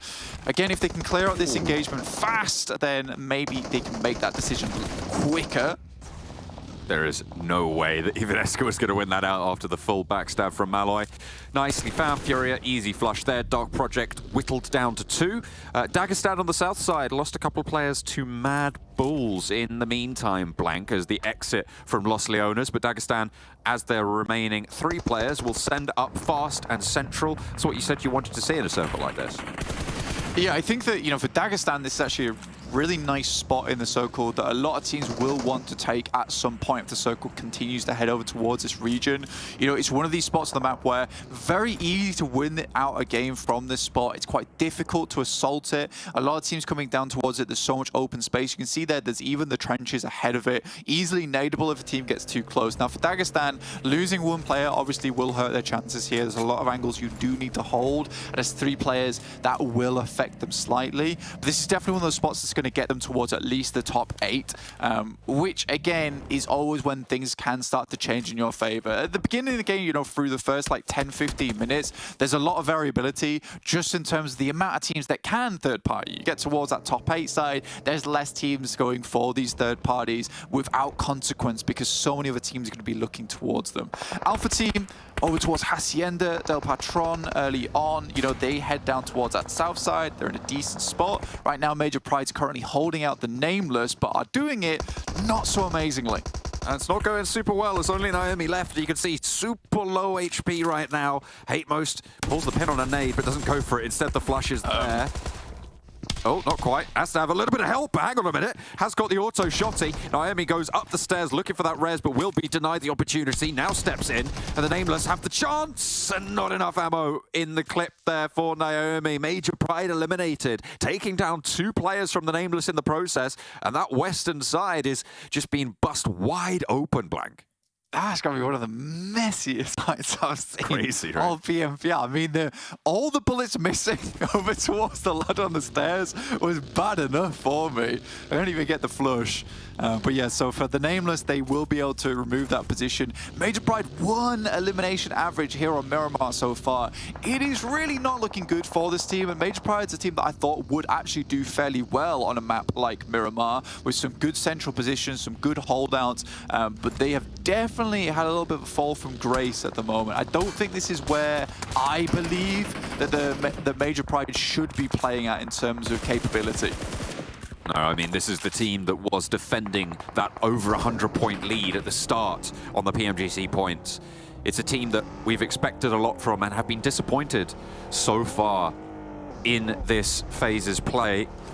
Not living up to expectations, I think it's fair to say. So can they try and patch things back together? Because right now they started this match in 8th, and that is not a position becoming of the roster that they currently field. Wobbly moving forwards against Tulika, hops out of the vehicle, has Astic at his side, and just about gets handled by Tulika, because that is super clutch position as well. Immediately he gets flushed if he doesn't get that 1v2. Nice support from the backlines as well, and the MADBULLS can continue to control this south side.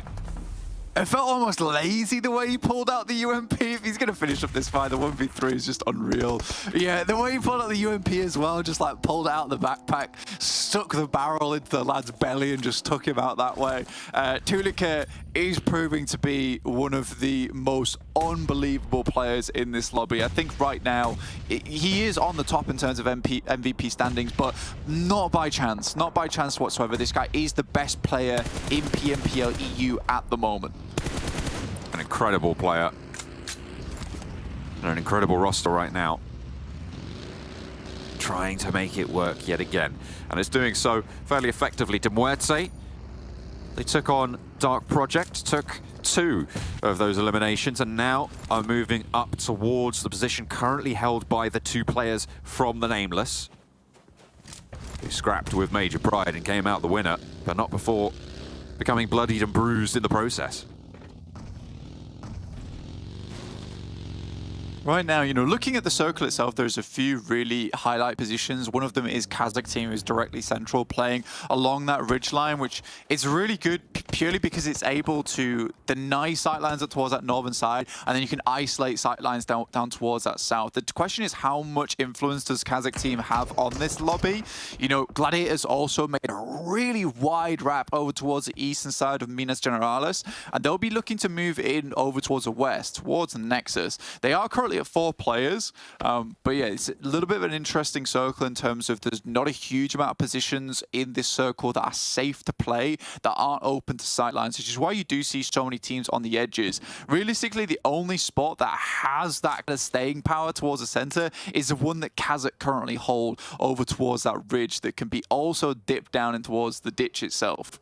I mean, you've got KONINA Power in the compound to the southeast of that, that sort of plays along that same ridge line, right? But it's going to be very difficult for KONINA Power to move along that and not get engaged on by some of the other teams looking out that way. NEXUS, Gladiators on the east, and MUERTE, MADBULLS on the south. All of them might have a chance to spot it out should they get a little bit bold. You can see the terrain not in the favor of the Gladiators on that sightline just yet, but if they move up a little bit closer, which they're going to have to do, they might be able to spot KONINA Power. Yeah, no, this is a grim spot to be in for Gladiators, I won't lie. I think the main benefit for Gladiators is the fact that, you know, KONINA Power at some point will also have to move out. For them, though, you know, getting up towards where NEXUS is currently playing is the goal for Gladiators. That does mean you have to move through fairly open area, take down NEXUS at the same time whilst potentially being shot at by KONINA Power.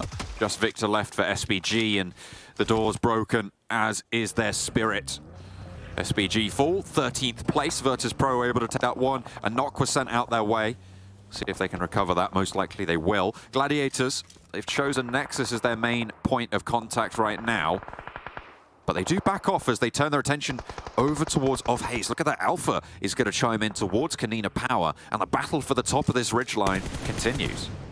Yeah, I mean, Tenchik's on a very wide split from the rest of the team. You see that on that top right side of your screen. He's just along the ridge side between KASIK as well as KONINA Power. It's a really strong spot for him to pick off some little eliminations. But right now, he's definitely being the 5th player on the side of Gladiators. They needed him there to stop the push. And I think KONINA Power actually makes quite a astute move as well. They know they have to leave that compound. Why not just take down Gladiators? Because they have to move towards that north side, which is definitely held by another team. So Gladiators are now stuck between a rock and a hard place. Very difficult to win this game out from this position. Gladiators suppressing fairly effectively onto the NEXUS position, though. The backstop for them, Octavian further across the road. Not really going to have too much of an impact here. He's more preoccupied with Alpha, keeping them cinched into their compound as well. So it's 3 players for NEXUS to face off against this Gladiators hold. And if the Gladiators can shimmy a little bit further out to the west, to the right on your screens, they might have a little bit better of a time, but you expose yourself so much more to positions like Alpha.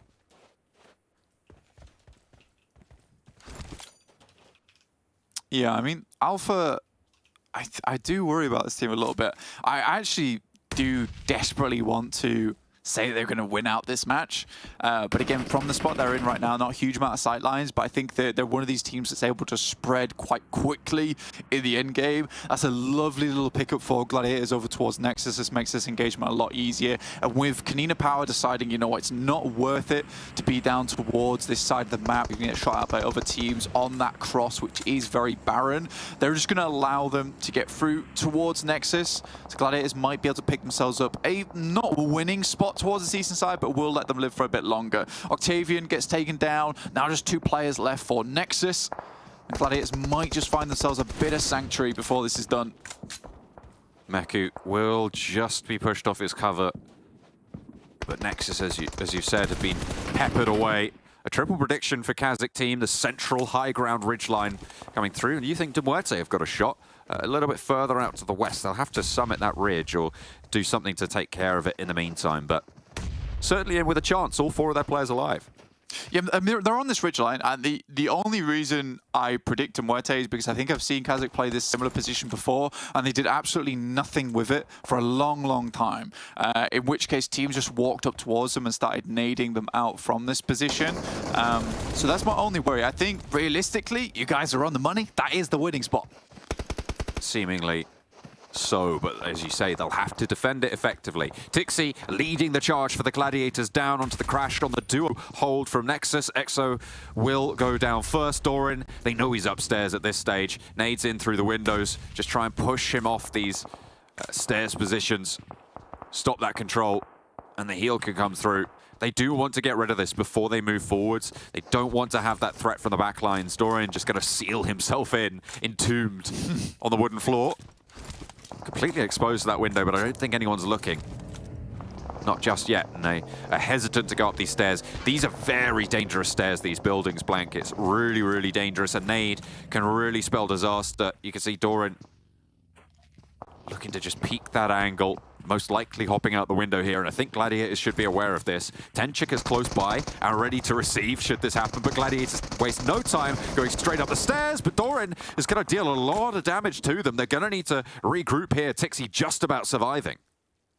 That's a terrifying amount of damage to come through from Doran on his own. Oh. Meki will go down to Tenchik's nade there, who's just over the edge. I love this play from Tenchik. Playing as a solo, realistically just has to hit some big nades through the window, and he's done enough. You know, he's delaying Gladiators at the moment. MUERTE's getting very close towards KASIK. KASIK really haven't sent any shots back their way, and this is where KASIK really needs to start flexing their muscles a bit. Definitely Furia getting close on this western point, taking shots. They'll be aware of this position now. They have managed to close that gap, and the nades need to be strong. They need to hold this western peak. Milky Way, broadside, but catches KASIK defense with a nade in hand. Furia still low but active. Will have to find another route in. Skills is still that forward position. Look at his health bar, nice and healthy right now, but no stims to keep him topped up. That Molotov there to try and suppress onto the MUERTE push, and this western point all important for MUERTE's continued existence in this lobby.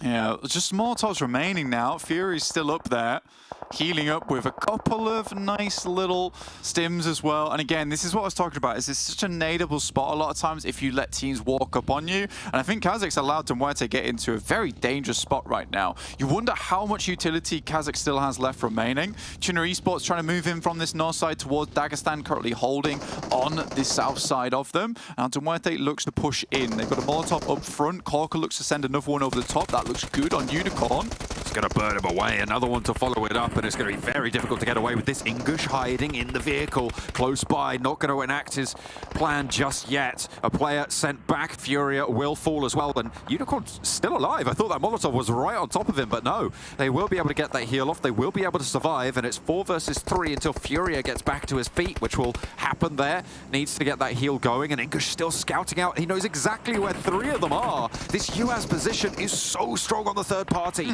Skills goes down though, and Ingush is still yet to pull the trigger. Yeah, I mean, Skills is going down, Ingush just sitting in the US. I mean, sort of interesting as the rest of your team is suffering a lot right now. Skills just goes down, Ingush still yet to do anything as of yet. And I mean, the thing is though, is what they really have no idea, right? They have no idea. Why would you think? Oh, why would you think? I mean, hopefully they check it as they crest the ridge, but still very, very dangerous. Milky Way has Trofka to deal with on the high ground. Has to hit the deck. He sees him. Can he go for this heal? Corker's very low. This damage should be called out. He should hop out, and now Ingush needs to fight it, but he steps out, and he doesn't have the angle. Milky Way goes down, and now what's they going to do with it? Can they spray this ridgeline? Ingush falls, and KASIK team are denied that opportunity for the snake in the grass player. Unicorn steps up and is taken down. Ingush drops the ball in a big way. Yeah, I mean, he was looking at them for a long time. He definitely was giving them the evil eye, but I think at some point, as soon as one of your players goes down, I think at that point you just have to be like, look, I'm going to have to help now. And although, yeah, I respect the play, and I know Ingush is a good player overall, can hit these very big clutch moments, the fact that he just waits and waits and waits and waits is really not so good. Gladiators have got further than I actually expected them to do here, with Alpha not really be able to stop them in their tracks as much as they might have liked. MUERTE, on the other hand, is looking very bad on utility. They have little to nothing left here. Fury currently 700 damage is a really awesome amount of damage to result in this match so far. The south side as well has been quite interesting here. MADBULLS have been just slowly marching up, gathering their pace as they go. 8 eliminations. They were playing on that 2-2 split that they like to keep into the late game. Now they're looking to regroup just a little bit more as they send out towards Alpha on the swing. Gladiators also going to have position on that one. Frozen, Zerich, both going to enter into the conflict as Alpha getting whittled away. Gladiators going to have to move further in, and the MADBULLS have good oversight on this valley. I mean, Gladiators now moving down towards MADBULLS, and this is just the confidence, you know, they're playing as 3, yet still going in really strongly. DMUERTE now up to 10 eliminations. Corker's gear is absolutely smashed to bits, though. I mean, Dagestan will have to slowly move the hill. Is he? I thought that was Even the car, a good old beep in there.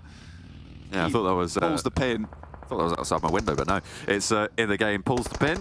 MADBULLS at the top, looking for the shots over the Gladiators, and it's actually VIRTUS.PRO who spot Tixi. Might be able to see Matic from that angle as well, but Zerich sees Kitsune in the meantime, and the Gladiators are just getting picked apart now. Tulika moves forwards, down the hill, spots both of them, and it's easy pickup. Even actually takes the time to get the flush onto Tixi to bring the point into the pocket for MADBULLS. They say, you know, we saw you have a good game on that last map. We saw that, Erangel. Guys, come on.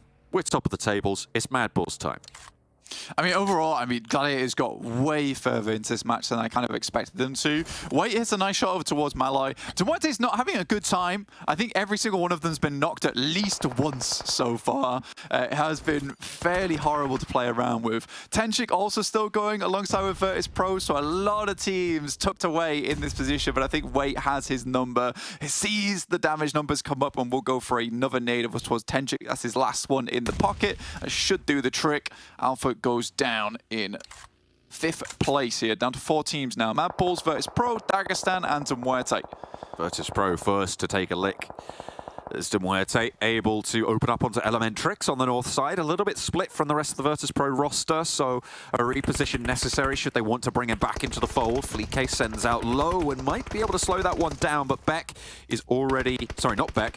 Ruda is already across. Wait close by, though, and it might just be too much to bear. Limbo steps up, and DMUERTE lose a knock again over towards Furia. Malloy in the same position, looks for the spray onto the vehicle, takes a little bit of damage, but should be healed up. Both sides of the engagement there as well. Limbo has to heal himself. Shifu spotted, and it's Corker set for some retribution. Another double knock though, sent over towards VIRTUS.PRO.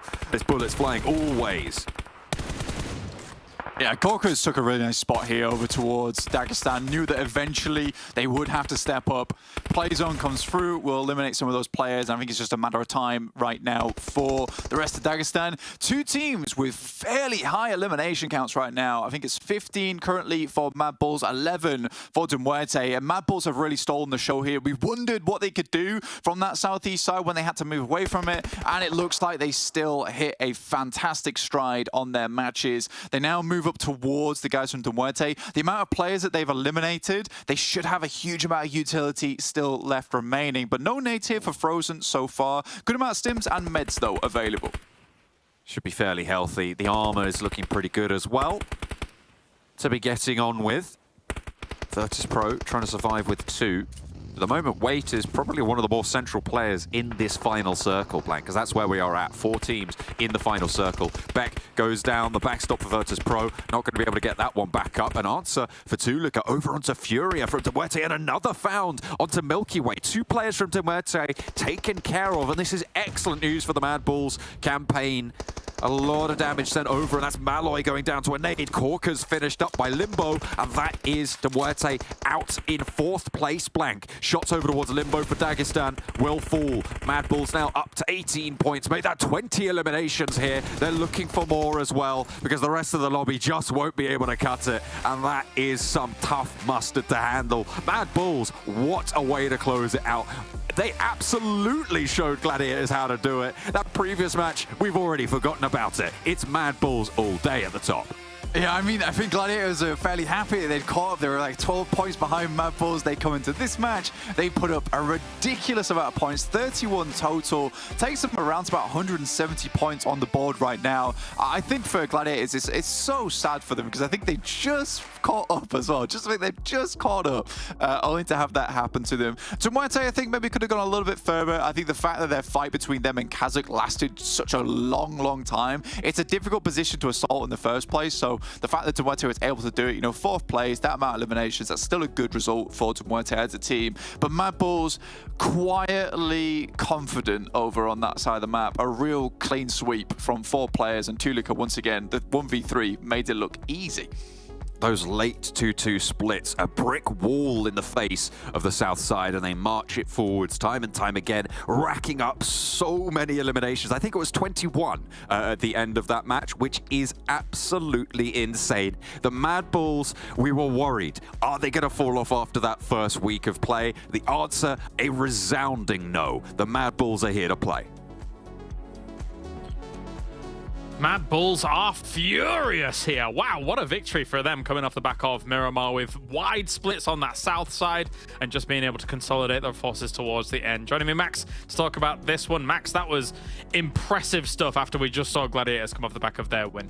Yeah, I mean, MADBULLS, as you said already, their split. Flick on somewhat of a vacation, it seemed. They just took 3v4s pretty much the entire time because they just didn't need the 4 squad, because they just knew they had it in the bag. But 21-pointer for, by the way, Kalaris, their first game of the day. Yep. And you're going to see, unfortunately, in the rankings that the PMGC storyline is going to come up once again. But MADBULLS, that lead in PMGC points is going to be reduced to almost nothing. And the way they exerted their pressure too, in that 5 versus KONINA power was so important, because when you clear all these teams south, it makes it so much easier to transition from phase to phase. And MADBULLS, we see them normally playing center, but their edge playstyle is nothing to be sniffed at either. Like, that was just textbook.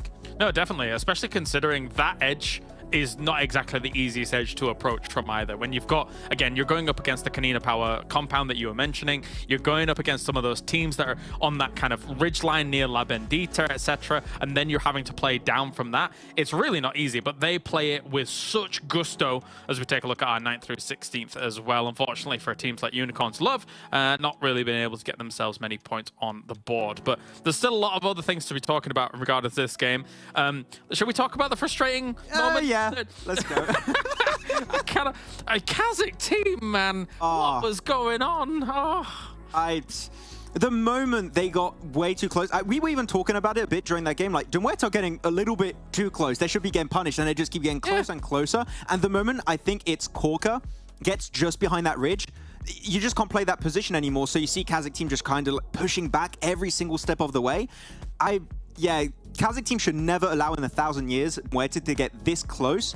And even if they clear MUERTE, I think they win the entire thing, because it's such a good position, but they just don't hold down the fort. At least if they've got time, right, after a potential cleanup.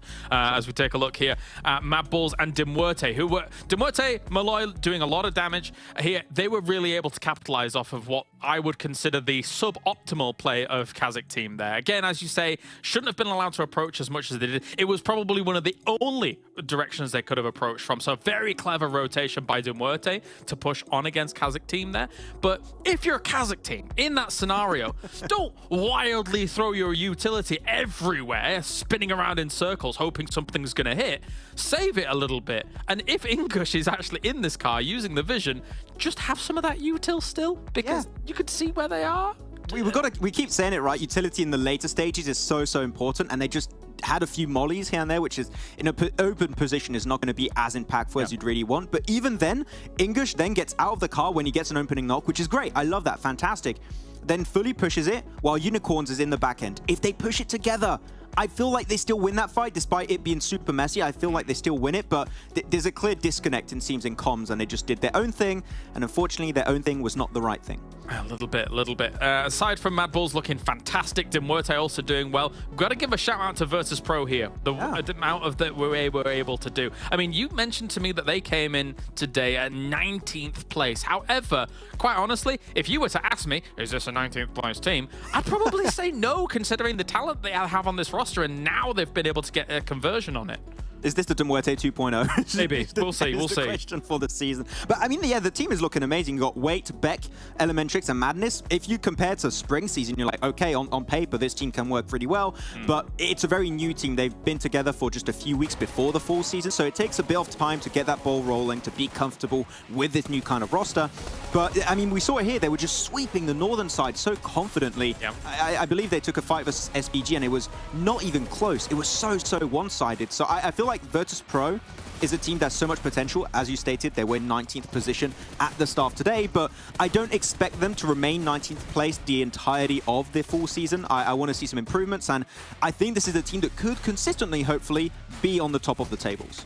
Amazing Nate coming in there from Gladiators as well, who also survived on this east side longer than I had expected. Blank was mentioning it as well.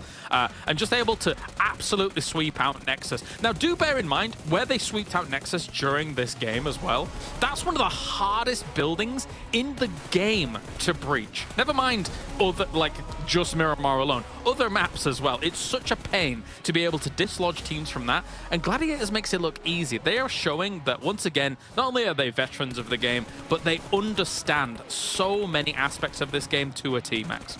I don't think we saw exactly in-game what was happening. I think we just saw on the map what was happening at that point, but it was all down to utility. They got some amazing smokes blocking out visibility from those windows, which make it really hard breach in the first place, and then they just chuck some nades, some mollies, and because the players are split, you're just going to get opening knocks, and Nexus were down to just a single player pretty much instantly. Though, if I want to transition that into another point that I found very interesting, is for Alpha Team. Yeah, Potentic just scouting that the entire team, being super, super aware of what was happening, and then they sent the entirety of Alpha Team over there to try and just get the upper hand. So sure, Alpha Team still a squad that can be a little bit inconsistent at times, but they are trying things out, which I can appreciate in these matches. Well, let's take a look at the overalls then, because Gladiators was on the catch-up, but MADBULLS says no. They're still up at the top here and still have that 43-point buffer against second place here in the Gladiators. And now these two teams are going to be very much going head-to-head in the next couple of games due to the fact that, well, they're in all the rest of them here. I suppose Gladiators technically will be missing out on one game. So, but how do you catch up with MADBULLS when they're able to show such proficiency in splits, in edge play, in any team that they're going up against? They look like a terrifying team to fight against. Yeah, I mean, you got so many ways to describe them. Whole package, Avenger level threat, championship caliber team. This is a way to describe MADBULLS and Gladiators right now in the way they are approaching the game. Though, Major Pride, the fact that this next game they could find themselves on the second page, that is the most unexpected storyline I would have going into the full season. So yeah, really not the point to make here for Major Pride, and hopefully can come back a little bit. But look, on the other side though, we have seen KASIK team almost going to be able to jump up on that first page, so good increase there, but still could have been their game here, I think. These last two games for Major Pride, when we've seen them trying to establish themselves in central positions, they're all four in the same location each and every time. You probably need to try and flex out for those 2-2 splits and maybe control a little bit of extra space, allow those consolidations to come around and try and hold people out a little bit. But let's take a look at Sanhok and see how things are going to shape up in the jungle as well, because, well, surprise, surprise, MADBULLS is really good there. Maybe this is a chance for Titan to actually fight back, unless they're not in this game. Who knows, because of lobby shake-up. What do you think, Max?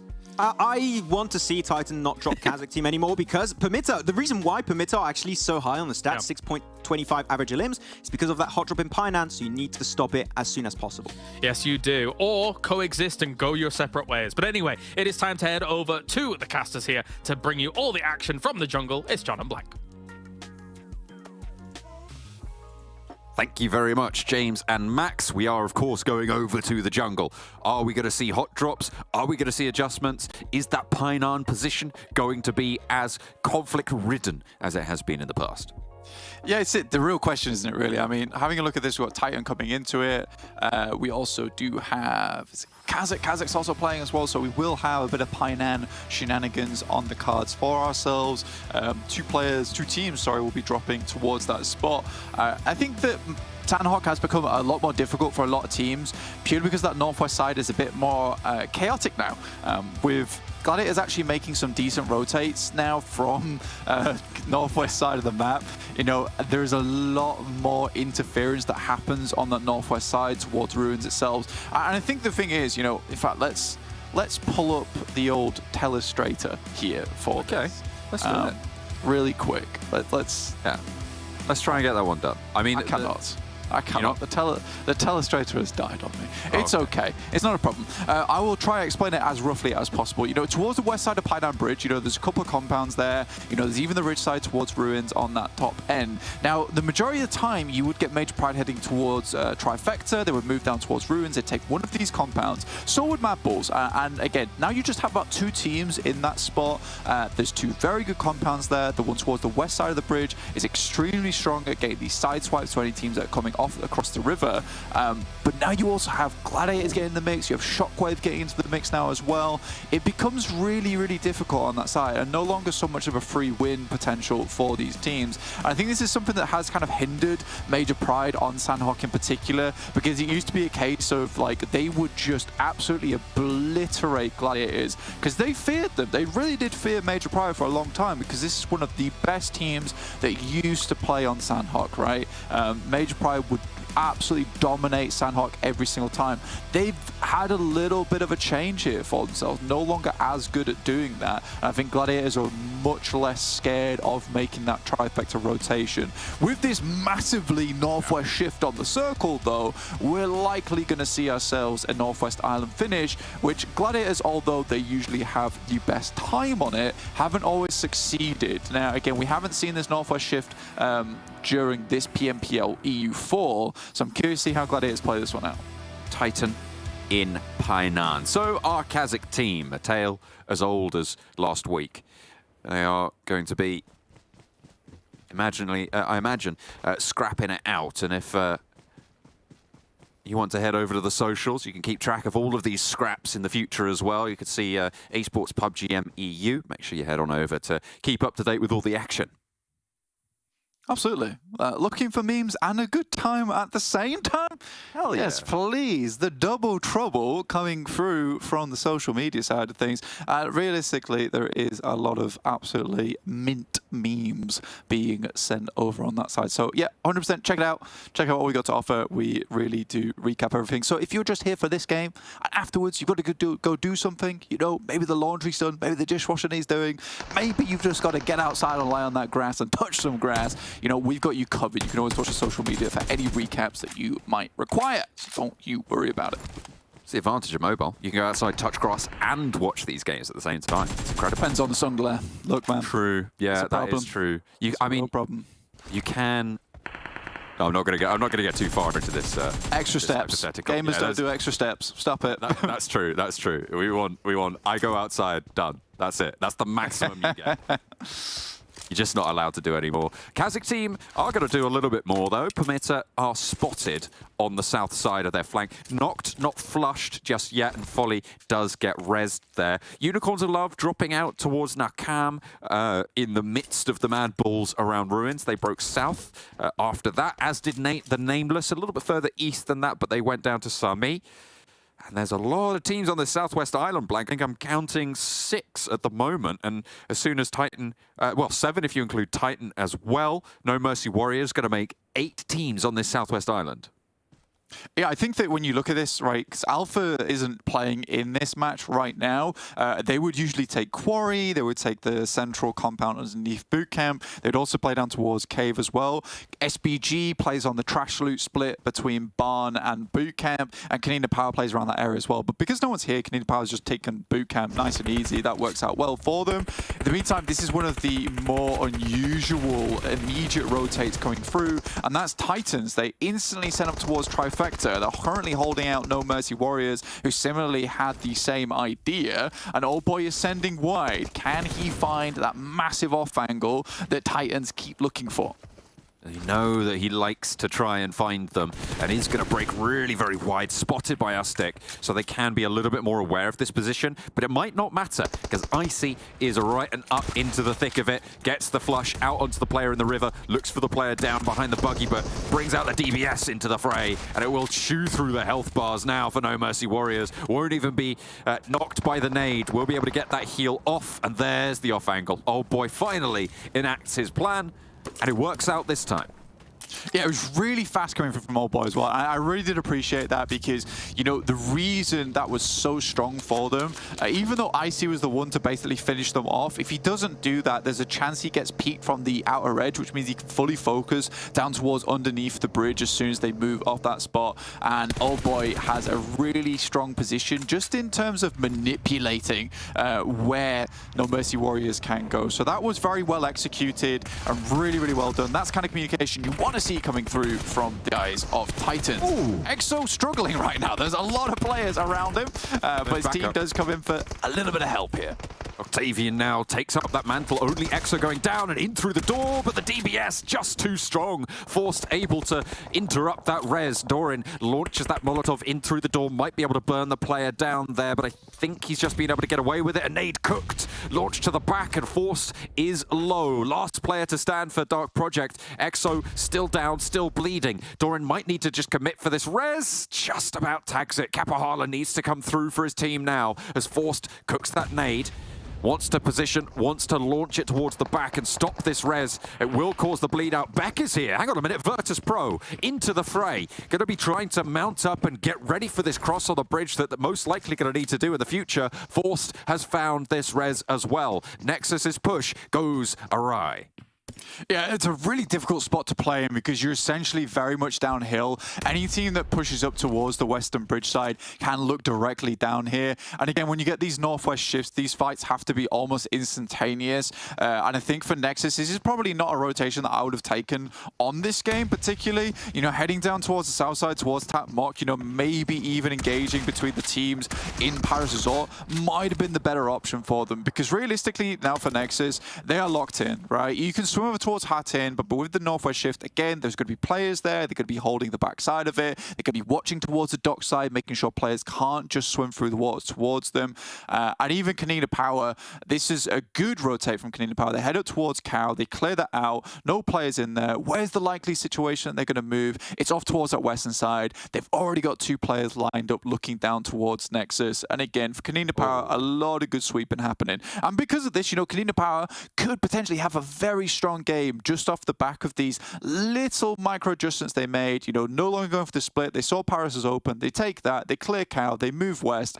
Overall, this has been pretty, you know, clear-cut gameplay from KONINA Power. Circle centers back towards the mainland just a little bit there. A pretty devilish spot now. Gladiators are going to have to figure out how to leave that mountaintop. KONINA Power with that push that you were talking about, that rotation set that they've been able to play through so far. They're going to have a pretty decent chance at taking strong position. They'll have to deal with VULGAR boys to their back, but all of those teams who committed to that Northwest Island will be crunched together. Can these teams find a way out, and can they do so with all of their players intact?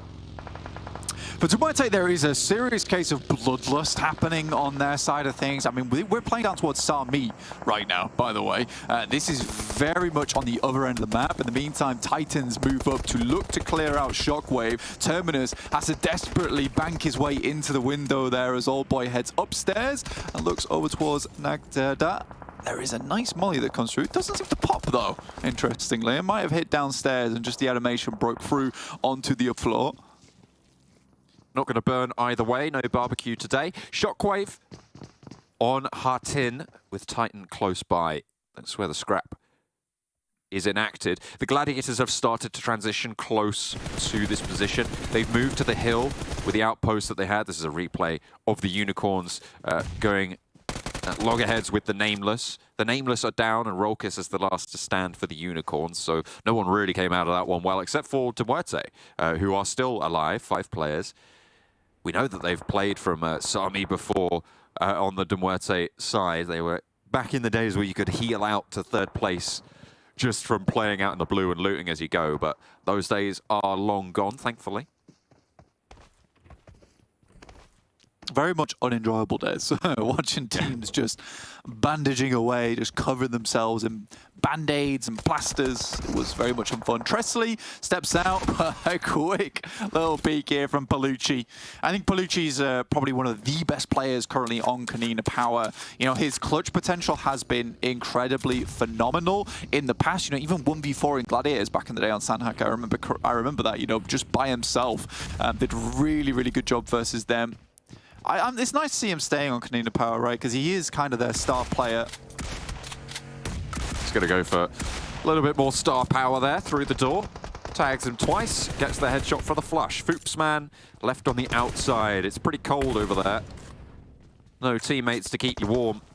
Can't find his way back to the Warren just yet. And very, very isolated. No chance of re-engaging on this, but potential for the two players on the inside to make something happen, but 3 DBSs, 4 DBSs marching across inside the settlement. That is a fearsome sight to behold. If you're Tresley, you just want to get out of there. 3 players for VULGAR boys. They were able to get pretty far into the last game with it, into the first game of today, sorry, with it, but how much further can they go here?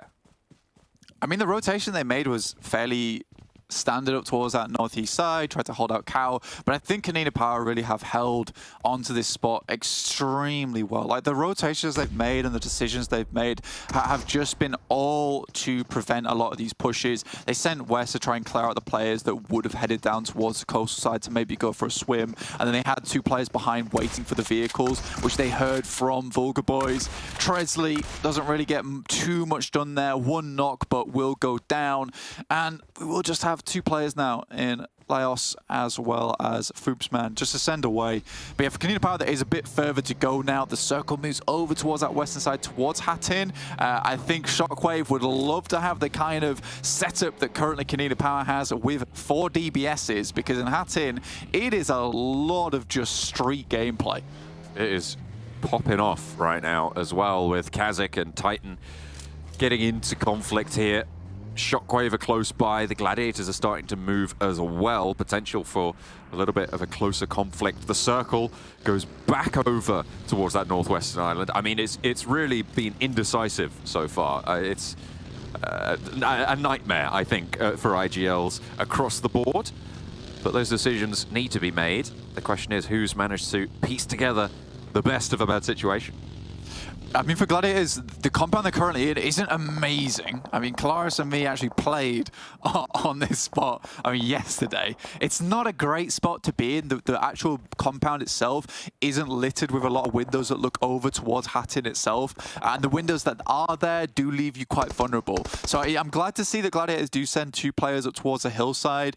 This really is kind of an insurance policy, right? They have the high ground that looks down towards Major Pride's compound. So if they do get a shift that heads further down towards the south, they have a potential to get the rest of the players from that spot that does give you cover as you retreat away from it from Hattin up towards the hill itself. MUERTE might be that hidden factor that Gladiators weren't accounting for. They've come in very late from Sami and could be a bit of a surprise attack towards these teams. Another rabbit in the bag for KONINA Power, as they continue to keep that pressure up. 2 eliminations for Palucci. Looks like Becker wants to add 1 to his tally. Only Pilaus left on that ridgeline, and yeah, no chance you're getting Foopsman back up. But this hill, relatively strong cover. No one really playing it right now. Should be safe for the time being. The question is, how much further can you get with 12 teams remaining? Highly unlikely. VIRTUS.PRO already taking priority over all of these other teams out on the northeast side. NEXUS will find a player from KONINA Power, and they're whittled to 3.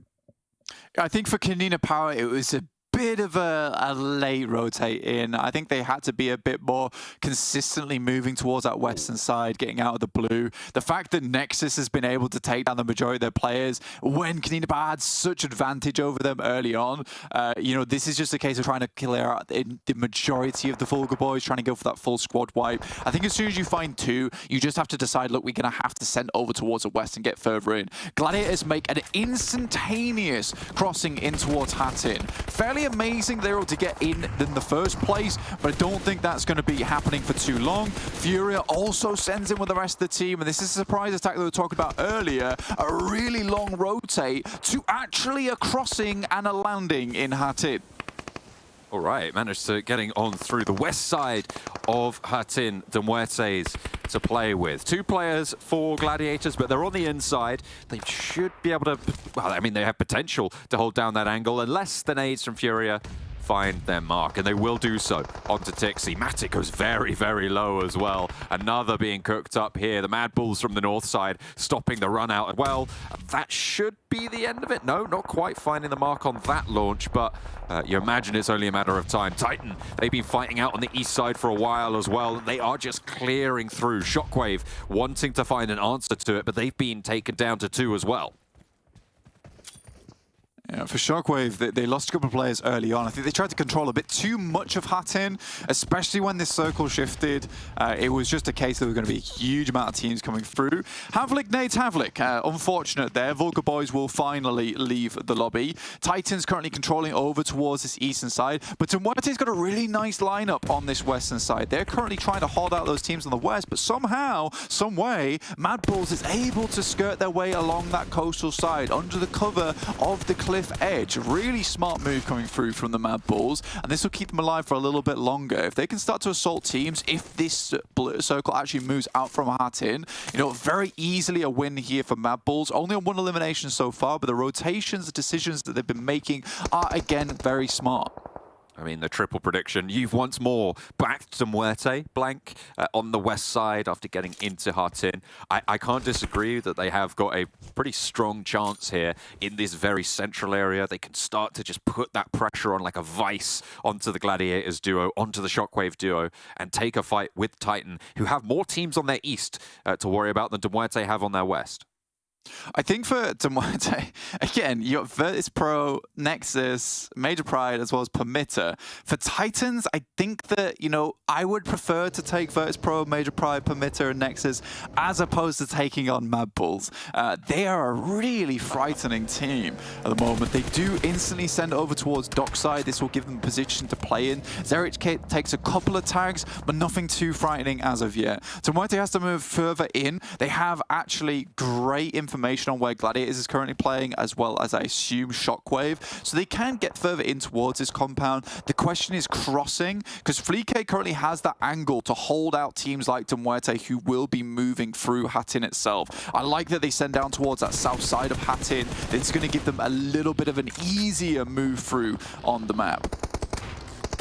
MADBULLS hopping out, spotting Kapahala on the corner, and it should be easy pickings here. VIRTUS.PRO, I think just a little bit, or certainly not looking out this way. I think they might just be in range to be able to see this. They aren't. MADBULLS are not going to let sleeping dogs lie here. NEXUS being drawn to task.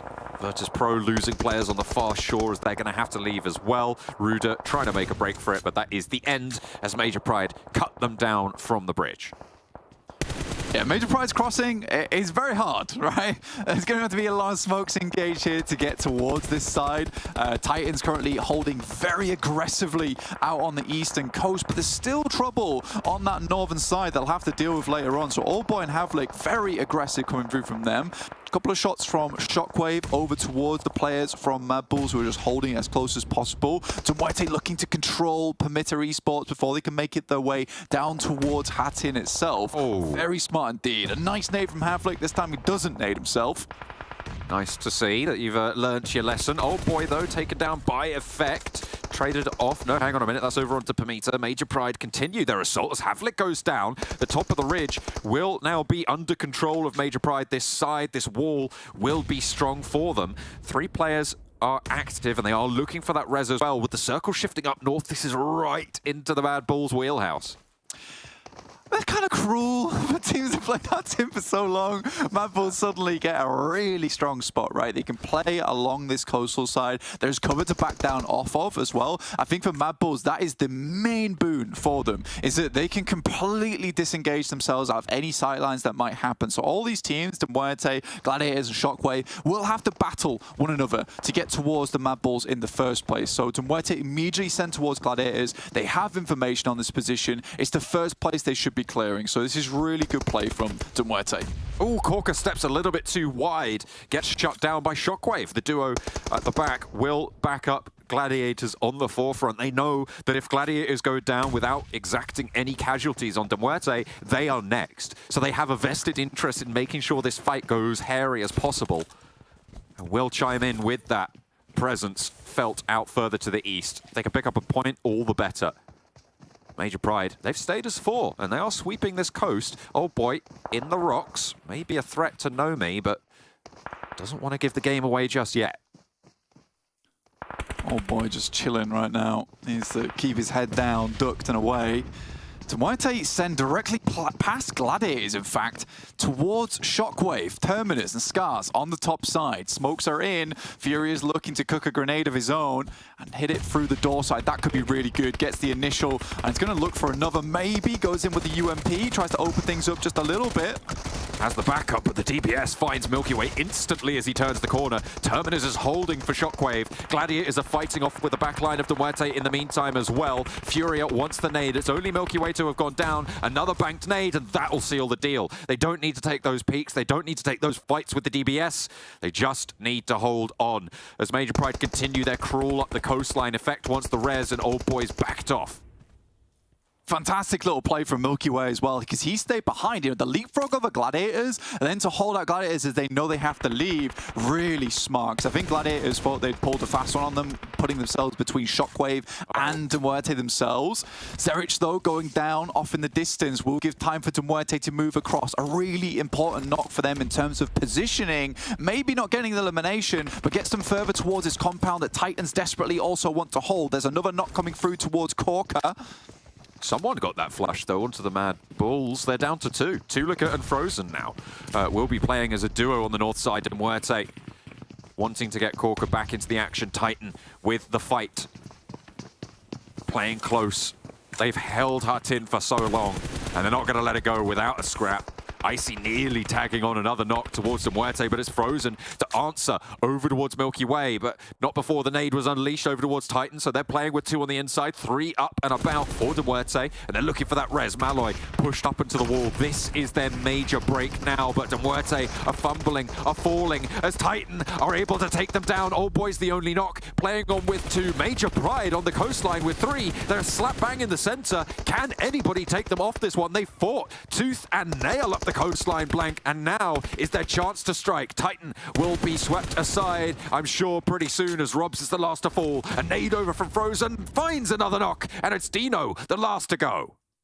A horribly difficult game, but NEXUS is probably the team that we're most surprised to see here. Absolutely decimating Major Pride from behind, but they have nothing to work with. They've saved these nades up now for the end game. It's all they can do. They've tossed one over the top. The circle is closing. Tulika, Frozen's got one of their own. One nade gets sent down, but it's not far enough. Oh, there's what you're looking for. Doran, low as anything, will need to just heal out. Instead, takes the way out of the fire. They will burn down, and it is back to back for the Mad Bulls. What a controlling chicken dinner. They were taken down to 2 players, but they just stopped anybody from leaving Hatin on that northeast corner. The Titans couldn't make it, MUERTE couldn't make it, and in the end, no one else could either.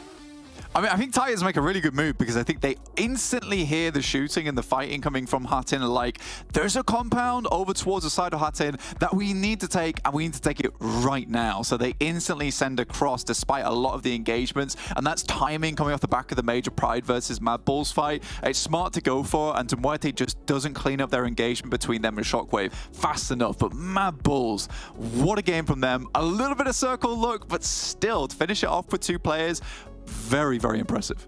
And once more, the Gladiators' gap is just opening up. The Mad Bulls will not let up. They saw that first game and absolutely put Gladiators to shame this time around. Excellent stuff. Over to James and Max.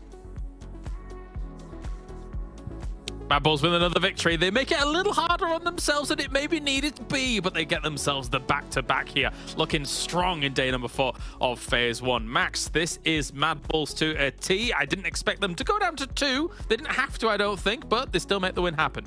Yeah, I saw Zerich peek at one point. Like, you don't have to peek. You still have teams inside of Hattin. You're going to get your head blown right off. And he did, in fact, get not only knocked, he got flushed pretty much instantly. Yep. So definitely some over-peeking happening, but their position was so good. The circle just kept coming their way, so really good. But wow, DMUERTE, they're just sweeping through the entirety of Hattin. I mean, I think you had a game like that happening recently, right, Kalaris? And one team clearing all of Hattin. Yep. It's not an easy feat because you've got so many big gaps between all those buildings. The transitions are not that easy, but they just overwhelmed everyone in that position. I want to see the damage from DMUERTE later on. Those probably ain't Sanhok numbers, I'll tell you that much. 15 limbs, but Titan as well. 12 limbs going their way. The Hattin teams trying to hold down Hattin against all of those, trying to breach it, had an absolute field day with this one. So yes, as much as MADBULLS does get the win, they didn't need to get that many limbs on their case, I suppose, here. Meanwhile, some teams down towards the bottom. Gladiators only with 1 point. We were interested to see how they were going to adapt considering the circle, considering they had the high ground on that northwest island.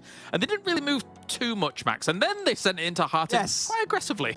Yeah, I was going to say, they didn't quite adapt because they just fully sent it into Hattin. And I was expecting, just like you during that game, like, oh, they're just going to crash like one of the outer buildings. But no, they went right in the middle, like in the thick of it in Hattin, and they just got completely blasted. They were down to just Matic and Tixi after that, I believe, which, no, they did survive a little bit longer than I initially expected. But when you were looking at individual players, DMUERTE, I was looking at Fiora, he was doing great. But Malloy has been on a tear today, it seems, Kalaris. And that's 2 games in a row where DMUERTE are just popping off. And Malloy especially popping off. I mean, he did a lot of damage in the last game, also able to do it here. 900 damage on Sanhok alone for him with 8 limbs. That's unbelievable here from Malloy. What a performance coming out from him as we take a look at the overall numbers. So 2k damage. Malloy was almost half of that. And Titan, though, 2.5k here. Really holding down the east side of Hattin very well. I suppose it is one of the better places to hold down because anybody coming in might be moving across the kind of bridge or moving across the water and things like that. So you do have good lines of sight on the bridge at least. Yeah, you're kind of playing the gatekeeping position for Titan in that spot. You're going to be checking all the teams moving south, like PERMITTA, not going to be able to cross that road, of course. Major Pride are going to be kind of stuck crossing that bridge location. So interesting. Though, looking back on some of these replays, this is a position where No Mercy Warriors shouldn't get caught out in this. Icy, of course, being Icy, just with the DBS, he's just going to pop off. You expect it, but Trifecta is good, but you just got to be good on the timing of that transition. And unfortunately, if you have a team right behind you and it's Titan, chances are you're not going to cross. Yeah, they absolutely slaughtered them on that transition, so difficult for them to deal with. Meanwhile, as we take a little bit look further on, so many fights in the blue, kind of just prolonging the inevitable for some of the teams down towards the bottom. Unicorns Love, for example, could not have a chance to be able to get towards the circles a little later on. And then everything in Hattin ensues as all of these teams trying to take these big fights up towards the top, where technically Hattin actually can have 6 teams, I would say, co-inhabit the same location. It's just a question of like how much you're able to do with their Furia. Amazing nades, mate. Yeah, the double bounce nade onto Shockwave, just clearing so much space, pretty much allowing them to be the sole remnant against Titan at the very end. And you see Talika with the nades. Nexus were just playing a different game here. They were just playing survival of the fittest on the eastern coastline, and they were the only team to be able to transition. Then they're just going to wait it out, hope for second place, which is what they got, and even have Doran self-mollying because they just know there's no chance in hell they're going to take against MADBULLS. But yeah, good defense on MADBULLS, and holding on to utility into the late game is still a very important thing to do. Now, as much as MADBULLS have probably opened up even more of a lead, I do wonder how much DMUERTE and Titan have caught up themselves towards that top pack. Let's take a look at the overall rankings here, because they had 2 bangers of games here. 3rd place, DMUERTE, and Titan in 4th place. Both 122 points, yeah. Oh, they're tied right now. I love it. Even tied on the chicken dinners. So normally the chicken dinners would be your first tiebreaker. They're tied so close between both DMUERTE and Titan Gaming.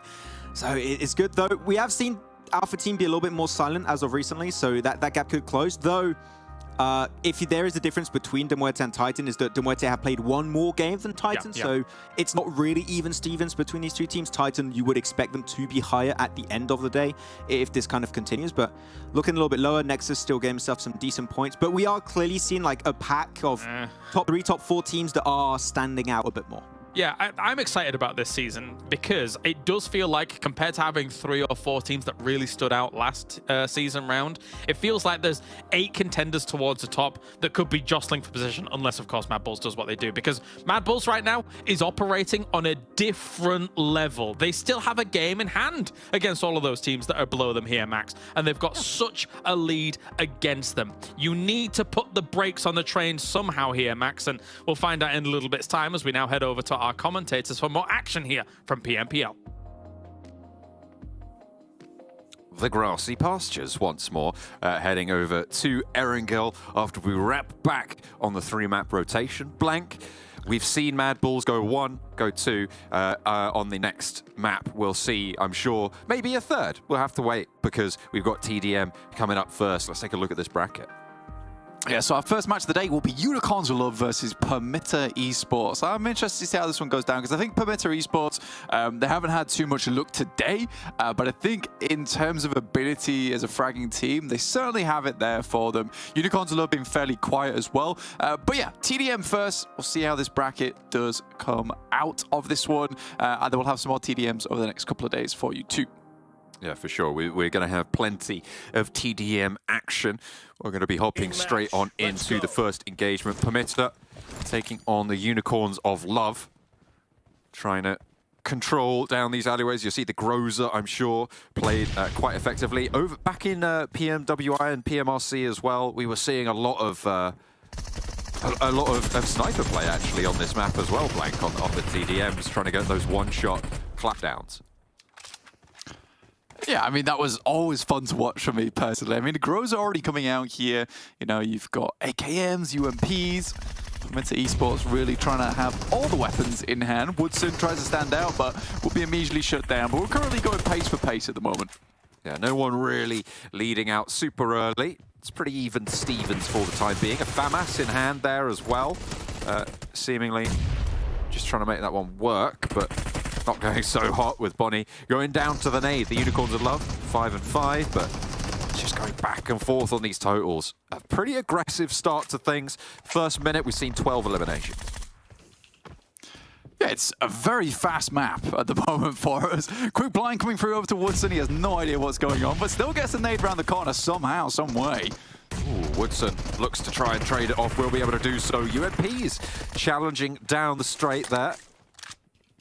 And will be able to pick up another point, but again, it is just evens on these trades. No one finding an advantage, getting a cheeky swipe, or winning an aim duel completely, and having no one there to trade it. I mean, it's good discipline from both of these rosters.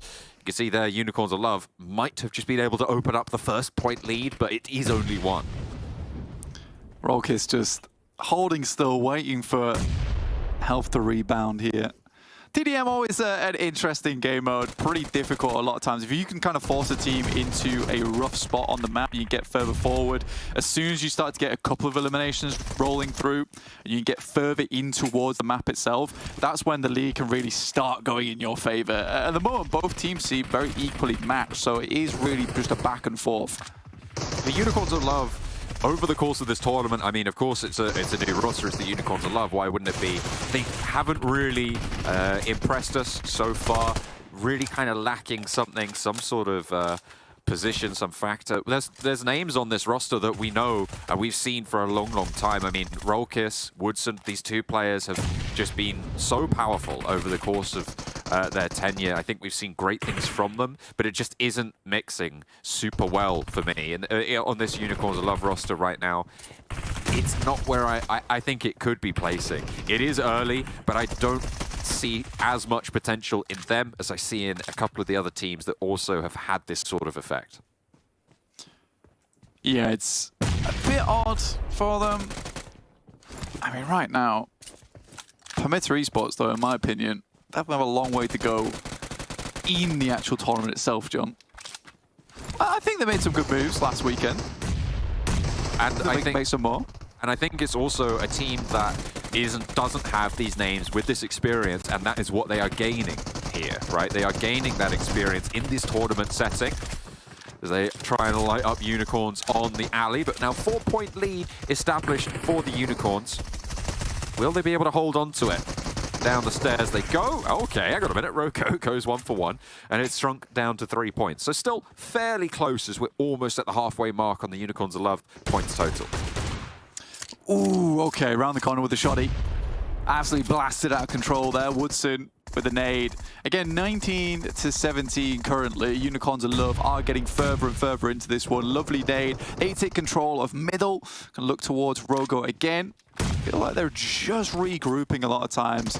Whereas PERMITTA Esports keep giving them those 4v1s. Nade from Rolkis. There's 2 players there. Could be big. He banks it right. Woodson draws the aggression, draws that info, but he just falls short. Rolkis goes down first. The M1014 just too strong in the hands of Sneaks, but looks for more as well. We'll find a third, and that's back to even Stevens. Nice, okay. I mean, PERMITTA Esports have brought this back under control just a little bit, but can't quite get out the door at the moment. Volley, though, comes through. A nice couple of volleys over towards Unicorns of Love. Rogo tries to find some of his own, but just can't get it. Sneaks, though, with that M1014 really putting in the work towards Unicorns of Love. The nades seem to be having no effect on him either, just impervious to the shrapnel. Doesn't care about it. He's busy with the guns here. Rolkis goes 1 for 1 on the trade. The stun grenade absolutely blinding Mixer, but it's not going to phase him one bit. 24 to 25 in favor of the Unicorns as they rack up another onto the lines there. I think Rolkis just took down 2 from a sideswipe angle there. Cheeky little play coming on. That is 27 to 24. So again, still very close between these 2 teams. Yeah, Mixer spent half the time just blind, honestly. Poor lad needs to get himself some sunglasses. The glare is not helpful for him at the moment. Bonnie, though, sets himself up. He's playing outside. Too much glare. Stop touching grass. Stop touching the trigger. And get it done against the Unicorns. Because they are falling, actually, quite rapidly as a nice 1-2 punch comes through. They line up. Can they get a trade? Looks like they won't be able to find an answer just for the time being. Folly will find a shot with the Groza, but isn't good for a second. Trades it 31 to 30. 9 eliminations needed now as Unicorns of Love starts to open the bidding, but there is always an answer. Back and forth we go. It's been like this the whole way through, Blank. I mean, Woodson goes for the sneak attack. It works out well, but again, back to neck and neck. PERMITTA looking for them. I mean, in the meantime, it really was Mixer and Folly able to get a really nice pre-fire on towards the stairs. Rolkis has the nade still in hand. Sneaks takes a huge amount of damage, but does back away from it. Lives to tell the tale. He's chilling. He's chilling right now. Looking for that heal. Nade in hand, ready to cook it. Stops it up the top, and there is just that little bit of cover out to the right of this peak that keeps you safe from that shrapnel. And Woodson will be able, won't be able to actually take that trade. But 5 more points now for the Unicorns of Love. It's the same story for both teams now, however. And that's all they'll need. It might slow down a little bit, but Woodson has an excellent sideswipe, and 2 players from Unicorns looking to try and close it down here. 4 points needed. Folly got a little bit of success on the stairs. Just go for the pre-fire and we'll continue to go for it. But Mixer, massive nade comes through. 38 to 37. PERMITTA Esports in the lead. Just 2 eliminations needed. Do they go for the rush? McAfee's could go for a massive nade here. Bounces perfectly. 2 eliminations. That's all it'll take. 2 on either side. And now you can see they start to slow down. PERMITTA playing on these backstops, waiting for the Unicorns to peak, and the Unicorns not willing to do so. No one has the lead right now. With 2.5 minutes on the clock, Blank.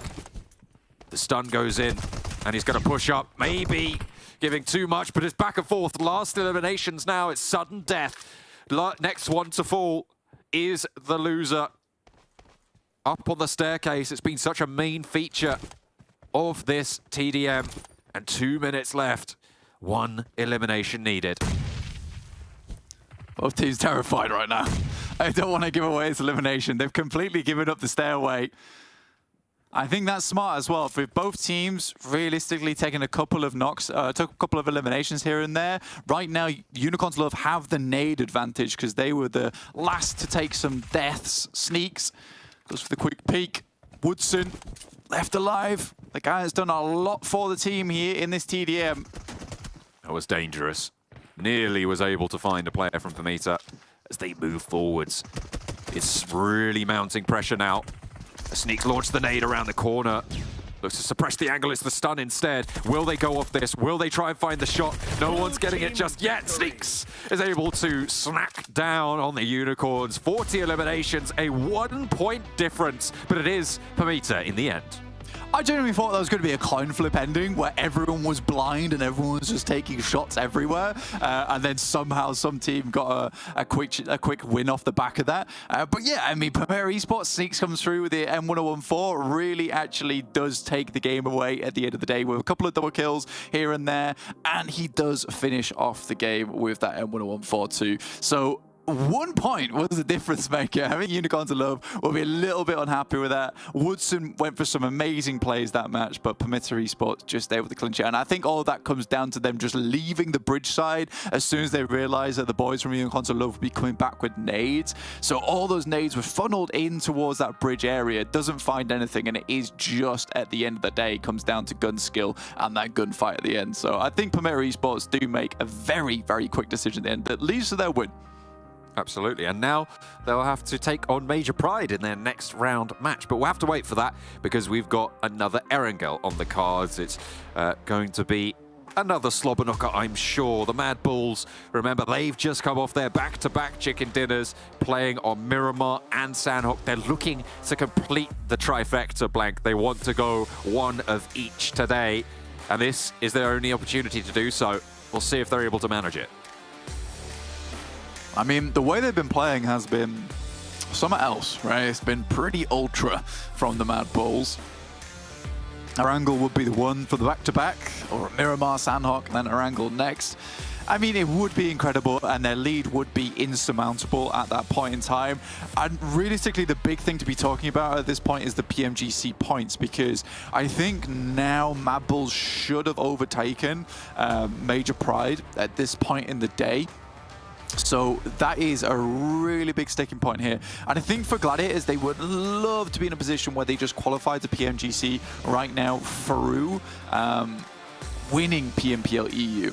The issue for them when it comes to championships and qualifying through championships, leading through like the preliminary stages in PMGC, is that that's where they start to falter a little bit. I think if you put Gladiators on the stage at PMGC, at the actual tournament, the big one, right? I think that's where they really could actually have some astounding games. And they've just got very unlucky in the past with some of their matches. So just getting straight through to PMGC this way would have been very, very nice for them. But the moment MADBULLS just look like they're going all the way at the moment. Their gameplay just looks absolutely phenomenal. Like, I think it's very reminiscent of Vampire Esports, some of the rotations that they make. Very calculated, very smart gameplay. Playing in Rozhok this time around, the MADBULLS will be fairly decent to set themselves up for this circle. It's a pretty hard north shift here, Blank, and likely going to end north of the river. So they'll have to figure out their crossing, but with Rozhok under their control, that shouldn't be too tough. Two teams dropping down to Sosnovka, with Icy also grabbing a vehicle from there. KONINA Power and Unicorns of Love, both playing on that south side. Dark Project close by to TUNA over on that Gatka split. Imagine Dark Project gonna maybe try and divert down to Ferry Pier, maybe even Primorsk if they can grab some of those vehicles, but they're still on the shoots. Yeah, just trying to get towards maybe position around the map, just on the eastern side of Quarry at the moment, just getting a little bit of looting done, then can move down towards Primorsk, possibly take the western road. There's a lot of vehicles to be had on that area of the map. MADBULLS right now, you can see on your screen, 194 points, leaving every other team in the dust at the moment. Major Pride not even playing this map, we'll just have to watch as Major Pride gets even further ahead. Like the guys on the desk keep saying, they have a game in hand, so even more to play for here. Dark Project, though, really not finding the best of times for themselves. They've already lost 2 players, one going over towards Titans and one going over towards TUNA Esports. It's a difficult spot for them. I feel like they didn't need to commit to dropping on towards where TUNA were. They had the opportunity. I mean, it's difficult. I didn't quite spot the exact situation, but maybe a little bit of an answer here as Old Boy delivers them a point. I don't. That's fun.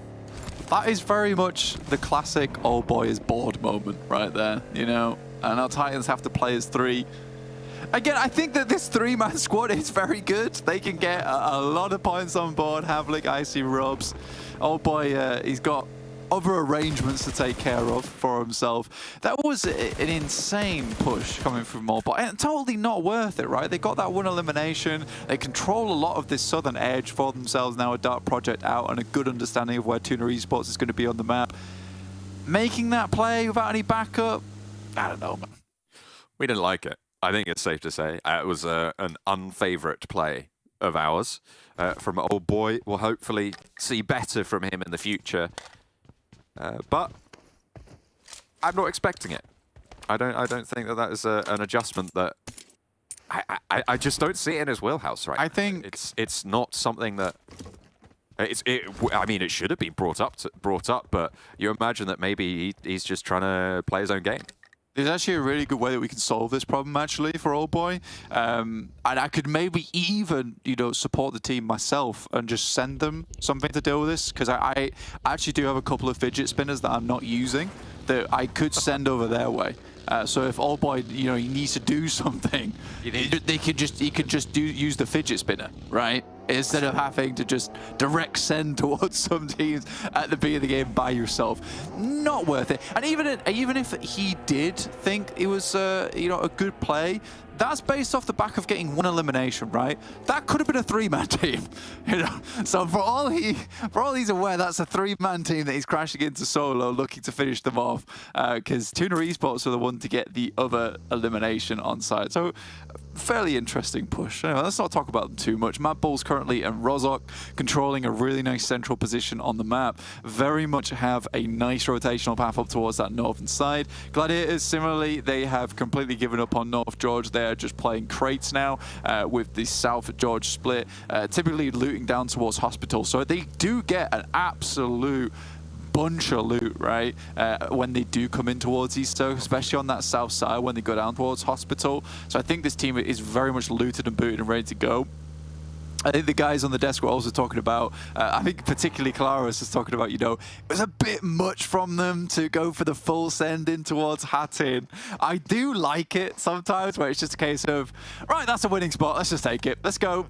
Put the fuel in the tank. Let's get it on with. Let's go as fast as possible. Doesn't always work out when it does. It's certainly fantastic to watch. I mean, MUERTE made a similar rotation, but I think they made the smart play, which is to hit on the western edge. Right, you can at least then confirm some compounds and clear out before moving over towards that eastern side. When you send directly center in towards a city itself or a position like Hattin, there are a lot of eyes on you. It's not worth it. It feels like Gladiators are the antithesis of Vulgar Boys, right? I mean, in points as well as in terms of their play style, they are absolutely fearless when it comes to making those pushes, and sometimes it is to their detriment. I think we saw that there. I think that's sort of what's been highlighted a couple times now. But when you look at their average result from plays like that, it's still positive. So even though that play didn't work out, there is that chance that the Gladiators can get in there and convert that to point scoring potential.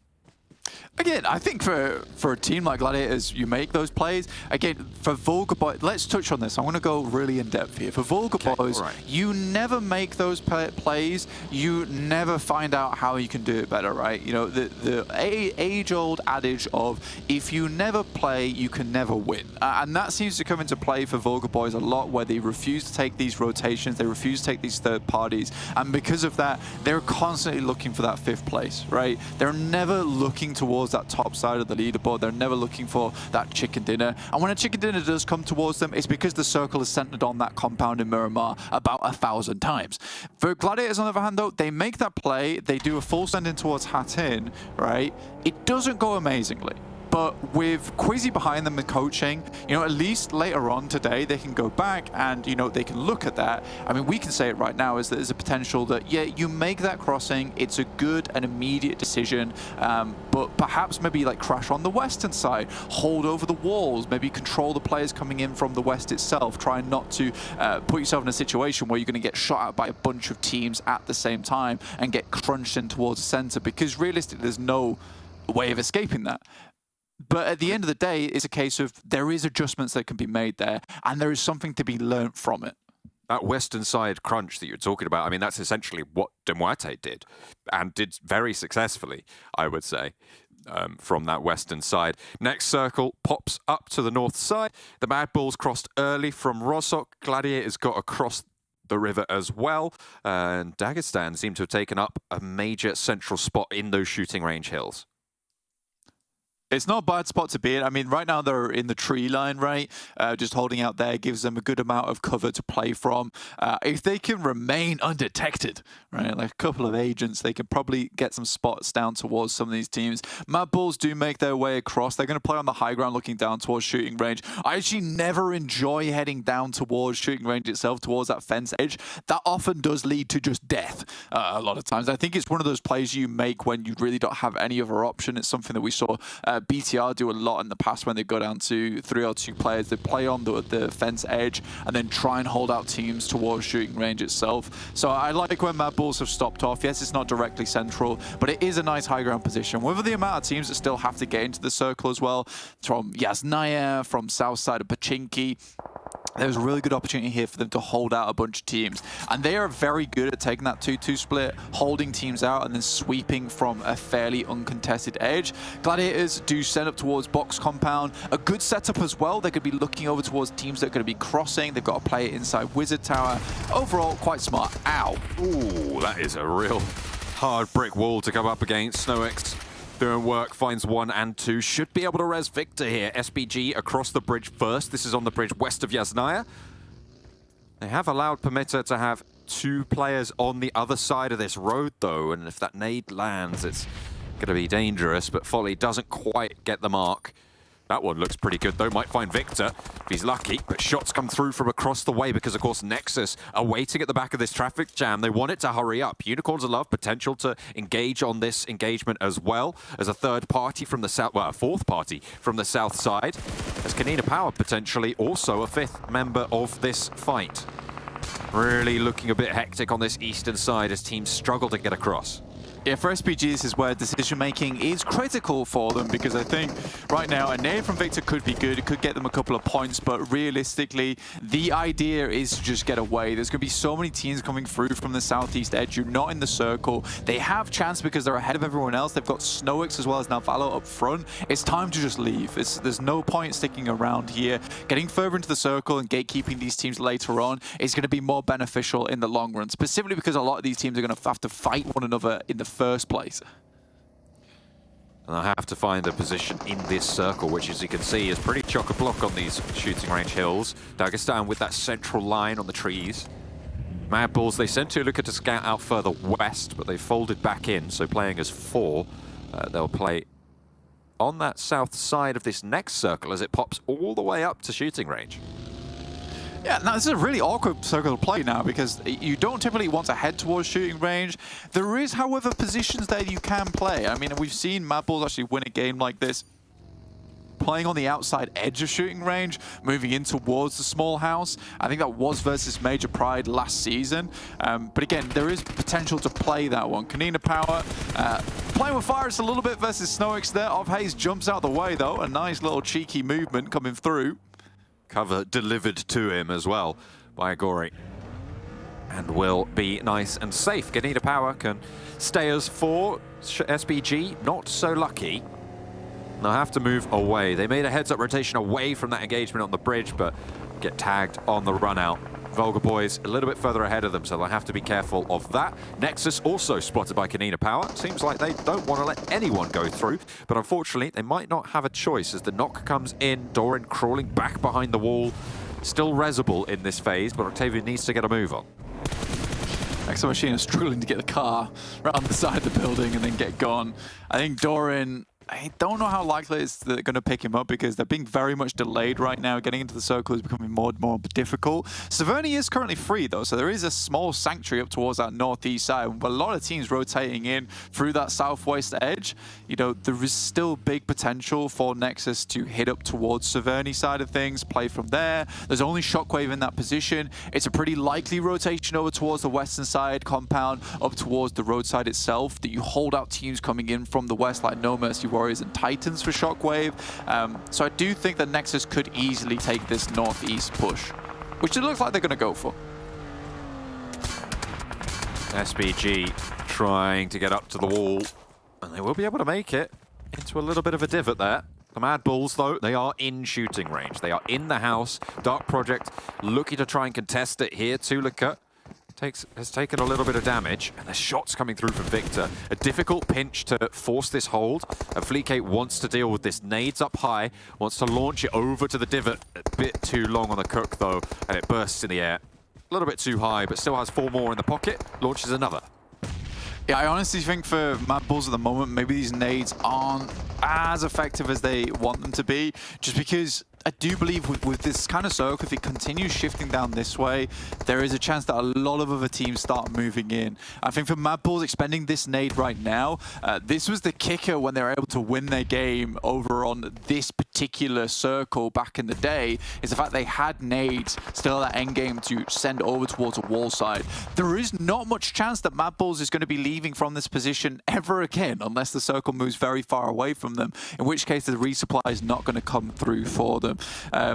Maybe now it's time to start tossing as many nades as possible, considering this goes down towards the southwest side. You need to clean out the teams around you. So I've done a flip-flop there. I've gone back on the opinion that was said before. I mean, Titan and Dark Project kind of really reduced themselves in terms of the threat to MADBULLS' position, trying to move in. Titan came in and dealt with a lot of Dark Project, and Titan themselves only playing with 2. Robs with the DBS will be able to find the final shot. He's pretty unhappy about that one. Keep shooting the floor. Dark Project eliminated, 15th placed. And Titan playing on as they shuffle those cartridges back into the DBSs, making sure that they are ready for the fight, because MADBULLS are just around the corner. They're trying to isolate Alpha, and it's going well right now. SPG are there to play in the meantime as well. They'll pick up 1 or 2 of those points. Alpha down Navallo for SPG. They continue with 2.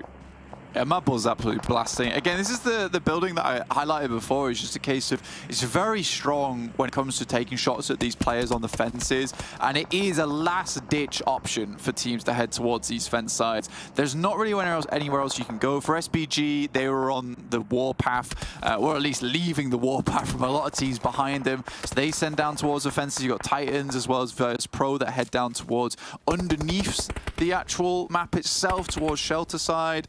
So for MADBULLS, again, they have a huge amount of control to be exerted. If they can clear out a lot of the players on the east, again, their life becomes very easy moving up towards this ridge side that VIRTUS.PRO is currently playing. Gladiators, though, still going strong on this southwest edge. They've done a good job at holding out a lot of teams. They've carved themselves a nice spot in the circle to play around with. The uphill battle is going to be difficult for them, though. I think they'd like to get rid of No Mercy Warriors as soon as possible before they directly assault towards Dagestan. It is a difficult push to make. No Mercy Warriors lost a player. Dagestan absolutely know that there's a full team looking to try and mount up here. Shockwave pushing in from the north side could make No Mercy Warriors' position difficult. Nexus trying to break in from that north side, but the bunker is held. Titan have control. A shot over from VULGAR Boys, that is, on the east side, who are entering the fight, potentially spotting MADBULLS. They've been behind that ridgeline for so long, and the MADBULLS, I don't think, were super aware of the threat from that position, but they were continually counting it as a possibility. They will be able to get the res. They'll certainly be aware of it now. Yeah, again, a lot of nades have been expended right now for MADBULLS. I think, personally, just in terms of long game longevity, right, it might be a chance for them to push over towards the shelter edge, look towards bunker side, and clear out Nexus, because there's a huge amount of death crates in that location for them. The difficulty is actually pushing away backside, getting over the fence itself, because a huge amount of teams are looking at them at the moment. It is not the easiest route out from around that shooting range area, with 3 teams locked into that position, and actually four if you include SBG. After they've taken a knock to Navallo, they'll look for that res. It'd be very difficult to get that to work. And in fact, they won't be able to. All of them have fallen. SBG swept aside. Next circle, just about to pop blank. The Gladiators have managed to move south of Dagestan, and they're not taking a direct fight on that south flank. Meanwhile, TUNA and SHOCKWAVE on the north side coming into conflict. Terminus regrouping with Shockwave, knows that he's needed now. Aza wants to stand up for them and hits the deck to stay alive. Terminus looks for the rundown, and now it's just Zero to hold. But he steps up a little bit too much, and Aza gets put back in his place. Zero not as lucky either, as Terminus is the last to fall. VIRTUS.PRO, third party, the Northwest side engagement. Yeah, I mean, that's pretty classic Shockwave. I think that teams are starting to get pretty aware of it, is that they'll see a team on the edge of the blue and they'll just fly in. And I think that the difference maker here, John, is the fact that this circle, it's not easy to play center right now. So there's going to be a lot of teams still playing on the edge. So when you take a fight like that, that is messy, it's likely that teams are going to be coming from the side. Nexus, though, with 3 players, already finding more knocks, more eliminations over towards MADBULLS. A lot of nades were expended earlier for this team, in which case they couldn't deal with it. This is why I said I thought it might be beneficial for MADBULLS to send out towards the bunker side and just try and clear out Nexus, get a resupply on side, and just fully focus on that team. Zerich instead sends down towards the south, tries to give them a spot to play around. But with this circle, there was a potential for a west side wrap. Nice shot from Zerich, though, on the oversight. Doran is down. Exo wants to take the rest of Titan, who've been hiding in this bunker for a long time, and in fact might come out of it looking a little bit more healthy than any of the other teams in their immediate vicinity. Exo steps onto a nade and will get blown sky high. Rob's able to deliver that blow. 4 points for them on the eliminations, and they will continue to go further forwards. MADBULLS, in the meantime, might have been handled as another knock goes through. I think that's a flush. VULGAR boys are over on the southeast side, and this is the danger of going into shooting range. We knew that it was difficult. We knew it was dangerous. We thought maybe the MADBULLS could make it work, but it just wasn't to be. No, it's a difficult push, right? It's a really difficult push coming through for the MADBULLS, and they had to really change up their game plan a lot towards that end side. Again, 6 eliminations, it's really not bad at all. TUNA can continue onwards. It's likely the VULGAR boys will finish him off. In the meantime, we have our predictions coming through. 3 predictions for Gladiators, who are currently holding a 2-2 split towards Dagestan. Dagestan predicted for Maxman. They have a strong spot themselves up on the high ground. I think the issue with Dagestan at the moment is the fact that they were able to just let Gladiators swing by them. I think this is a team that's going to come back to bite them later on. The fact that they didn't pressure them as much as they could have done. Ooh, Unicorns of Love, Rolkis, I think he took a crash into a tree or was under pressure from the Gladiators, because that's the other side of the 2-2 split down that side. Actually, hang on a minute, Matic gets spotted, and Tixie's not that close. We'll have an answer over towards Rolkis and a flush as well. So potential for a res here. Kitsune will be the one to send over to Matic. They know how important their 4th player is here on this south position. Yeah, I think that it's a good what they're doing right at the moment to actually try and clear out Unicorns of Love. They want to control the majority of this high ground space so that later on when they take their engagement with Dagestan, which 100% is coming, they have that full 4-man squad. They're not likely to get third parties from that southeast side. So you can 100% understand why they're making this play. It's a bit dangerous, but the risks are worth the rewards later in the game. Because again, VULGAR boys, they could have taken that third party between them and Dagestan. They could have won the game off the back of it. So instead, Gladiators this time around are trying to secure the fight as much as possible. So they know that even if it takes forever, it's still going to come out their way. In the meantime, VULGAR boys haven't moved too much. They've just been trying to get as much points as possible, looking down towards shooting range. But finally, they have to make their way in. This quagmire of conflict on the northeast side, with VULGAR boys coming out seeming, well, relatively unscathed compared to everybody else who moved near shooting range. KONINA power further on their south will take a little bit of a scrap with them. And in fact, VULGAR boys doing pretty well. 6 points now found. They start to move in, but the blue zone's at their back. They'll need a little bit more as Matic continues his campaign out towards the Unicorns of Love. Maxa completely disengages from that and sends right next to Hayes. Most likely just going to go down, and that will be the end of the Unicorns of Love. So they'll get the tag on that. They'll know exactly what just occurred. Again, now Gladiators, they have a limited amount of time because they know there's going to be a lot of teams on the staging that looks down towards this ridge side. So when do you take that engagement with Dagestan, or do you take it at all? Do you wait until you finish off a lot of these teams down the hill? This is one of those positions where potentially now you look for the team up, right? You go for the 8-man team on the top of the ridge side, you clear out the teams underneath, you confirm a second place at most, and then you go for the fight after. afterwards. And I think that might be the play that both Dagestan and Gladiators are going to go for here. Right now, Palucci holding his own versus VULGAR boys, who have made it further up the hill. Dagestan currently have no eliminations, though, on their count, which is not the best of news for them. Even with that chicken dinner, it's not going to be the greatest of performances if they're able to claim it. A lovely nade over the top from Palucci. Look at that, absolutely nails the backline. The flush coming on through, and he dismantles VULGAR boys as Agori gets that final blow. Really great stuff there. The nades just doing work. A difficult push over open ground for VULGAR boys, but they're out in 5th. And this is good from Gladiators. Again, this is not what Dagestan's currently doing versus VIRTUS.PRO, who are allowing to get a little bit closer off Hayes. Takes an absolute battering from Matic. But Gladiators realize that KONINA Power is slowly but surely making their way up towards this ridge side. Another team that could third party, and they want to remove them as soon as possible. Tixi, though, out in the open, and Becker can take a disgusting amount of spray towards him, and Meku has to respond in kind, which he does. A great shot coming through.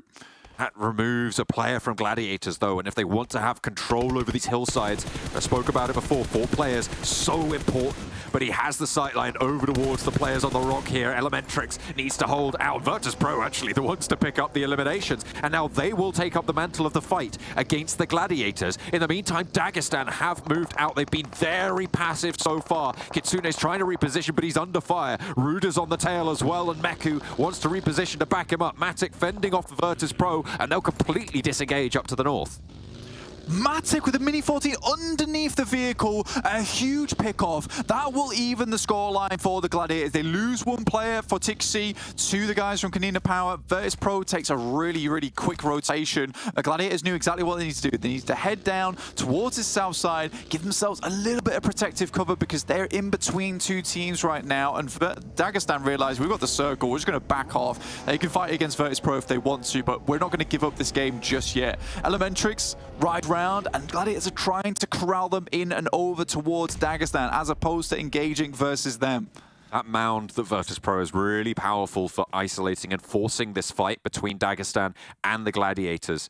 See, they could just move around either side, stop them from moving out, but Dagestan don't need to move, is the thing. It's the Gladiators that are going to be forced to make a choice, to make a decision, try and execute further in. Dagestan yet to score an elimination.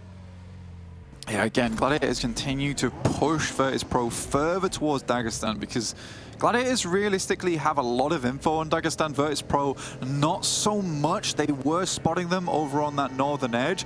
They're just trying to shepherd them in and over towards this side, open up those sight lines. If they can continue to control this just lower lip down towards that south side, Gladiators are much happier. Now they're no longer caught between 2 teams, and this is marvelous little bit of execution of macro play coming through from Gladiators. As soon as they went down to 3, they just had to bring out the border collie in them and push VIRTUS.PRO ever closer to the guys from Dagestan.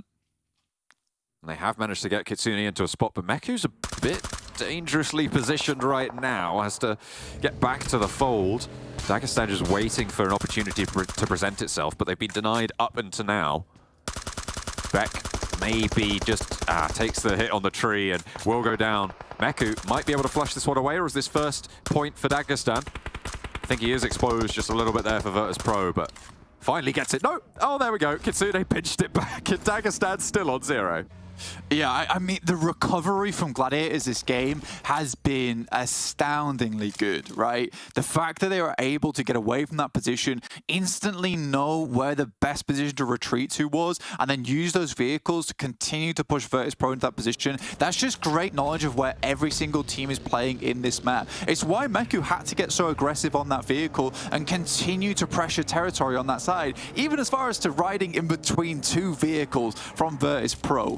Very, very well done. It's unfortunate they lose Tixi, but this is certainly still a game they can win from, because look where Dagestan currently is. Zone 9 is not going to be kind to this team in this spot. Moving out from this position is very difficult.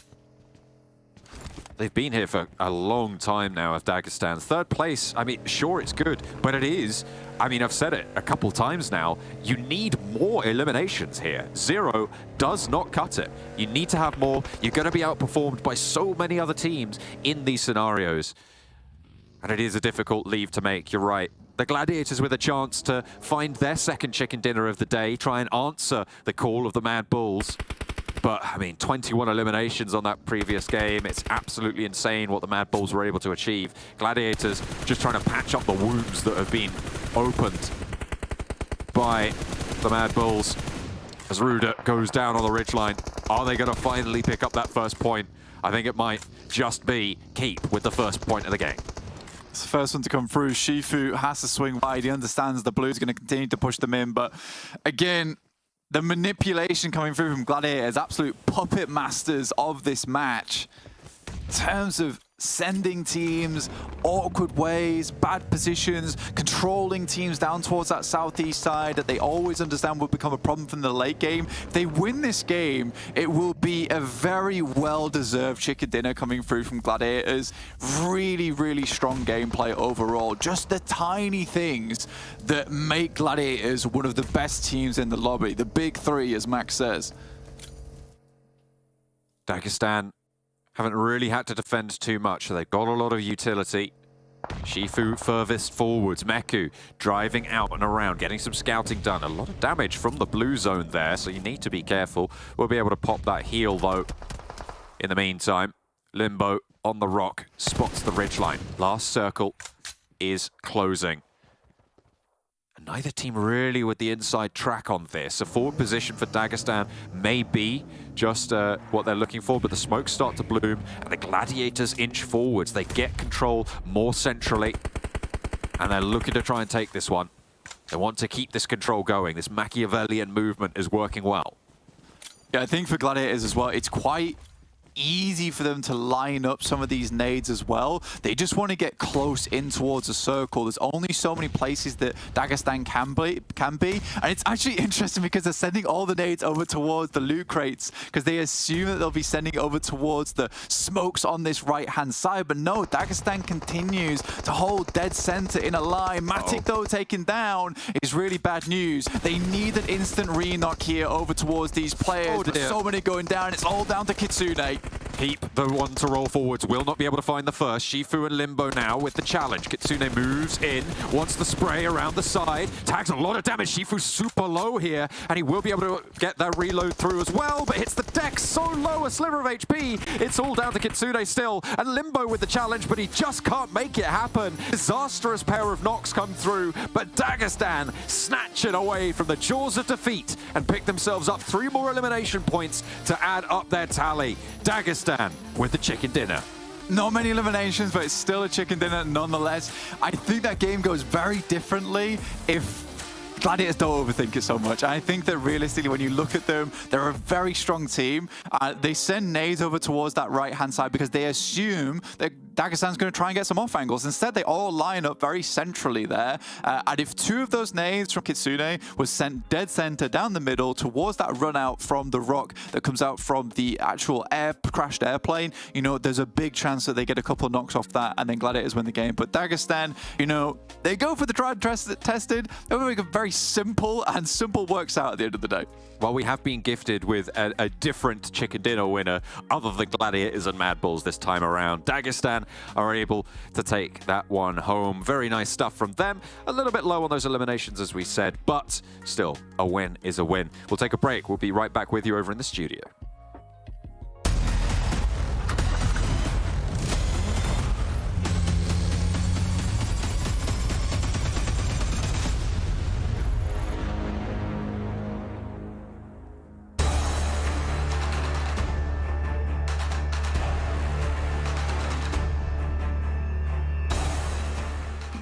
In other news, though, a lot of veteran teams are shaking things up in terms of roster changes. Your team, Gladiators, though, are evolving and changing all the time, even with the same roster. For instance, I was curious because you're taking a much more aggressive role in the PMRC. Do you think it's because you challenge yourself with new things that you've managed to become such a well-known and respected team? I mean, at PMRC, we talked as a team and we thought that we need to try to change roles so everyone improves ourselves at every role basically. So me as a captain, I can play more in the front as a fragger, and TXZ more playing in the back, so we can learn something new for us at this tournament, and it worked really well. we also were testing like our new strats, and it worked really well as well. And it feels great, you know. And I honestly enjoy playing like aggressive. I enjoy like fragging, but the thing is, doing it as a captain is a really tough one. So we'll see. Maybe Matic will hop in and like become a captain for some games. Maybe we will change sometimes. I don't know. Let's see. Do you think at PMGC you'll have a better shot because of that? I mean, with all the knowledge that came from Quizzy, our coach, I think we will have like really good chances at PMGC, because we feel like really huge improvement right now. We feel that we learned like a lot in a short span of time, and I think that we will build like really strong team out of that, even though we're playing for like 3 years almost together. Yeah. We think that the improvement will be like huge, and you will see definitely like just like a different team at PMGC. Thanks again, Kitsune, Gladiator's new entry fragger, for joining me here for an interview. No problem. Is there anything you'd like to say to your fans? A bold prediction for PMGC in terms of placements? Okay, guys. First of all, we'll qualify there no matter what, guys. So we just hope to show you like really good, like aggressive, like really fun gameplay to you. So we know that you don't like this like really boring games. We will show you like the show like really from the first minute of the game to the last one. So thank you guys for helping us, for cheering us. We really love you all. Thank you so much, and see you at all the tournaments.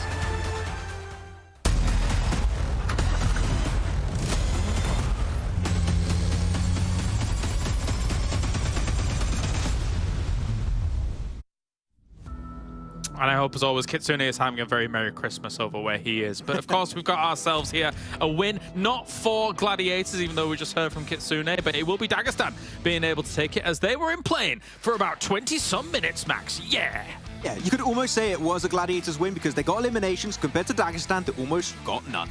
They were just in planes the entirety of this game, just waiting things out. I'm surprised they still had bullets and just anything to work with at the end of that match, but because they were not able to loot on anyone. Though, looking at Dagestan, good control of their position at the end. It was really close down to the wire against Kitsune. But I think that you in particular here, Kalaris, you had a lot to say about VIRTUS.PRO, because this could have been their possible first win of the tournament. Man, yeah, maybe. I mean, obviously they've had a great day, right? Like, this has been better than their previous days so far. Awesome stuff. They've got themselves double digits on the board for multiple games now. But they, honestly, I'm going to say it the same way I said it also watching the game. They sort of looked clueless on how to approach the late game. Now, that doesn't give too much respect to them, so I should kind of rein that in a little bit. It's hard to make the decision on where do you want to go. Do you want to go into the vulnerable position against Dagestan? Do you want to go into a vulnerable position versus Gladiators? I feel like regardless of which one you're gonna pick, you have to choose one and go for it. Do you know what I mean? Yeah, and they were trying to delay it as much as they possibly could. And they got to a point in that game where they were just getting pushed by the blue zone, and they were forced into making the decision, which at that point you become very predictable. So I feel like if they pull the trigger on committing to Dagestan or committing to Gladiators, even if they lose the fight, sure, I understand like it could happen, but if they win the fight, then they are in a position where they could contest for that win. So still, as you said, it's still their best day so far. They had, before this, in the first 3 days, only one podium finish. So this is like miles ahead of what we saw in the first half of this phase. Are they a 19th place team, Max? Are they? No, they're not. They're like top of the table, I hope to see. Yeah, we'll see if that is going to be the case here. But yeah, so not too bad for them, even though, of course, Dagestan now was able to convert off the back of this win here, as we take a look at Gladiators versus VIRTUS.PRO, who were, let's be real, the two more active teams in this lobby compared to Dagestan's position that they're in. And Gladiators down towards the bottom. Some of the splits, I was kind of worried as to if they were going to have a little bit of bleed out. They kind of bolstered themselves quite well, and then eventually they did lose one member, which could have been instrumental in those late game scenarios. I think I found the main issue for Gladiators in these games is when they run out of fuel. They just can't do their late game strat anymore. They just can't use the cars. You just need it. Matic, how do they not have most distance traveled though? I do not know, Kalaris. Well, apparently also Lamentrix was using the car strat towards the end, so he was also racking up the miles, mate. But yeah, look at that, Matic, the 1K club being joined for him in this game. Very, very impressive stuff. And actually, now that we talk about Gladiators, we heard in that interview, of course, he was kind of representing, as we take a look at the highlights, Quizzy, their new coach. I mean, you guys probably have talked about him on the desk. I haven't listened to every single desk in the past couple of days, but this is a guy that I've known for a long time. Over in another BR, of course, he's played on Tornado Energy and Na'Vi. So this guy has a wealth of experience when it comes to BR, and he's probably guiding them in the right direction.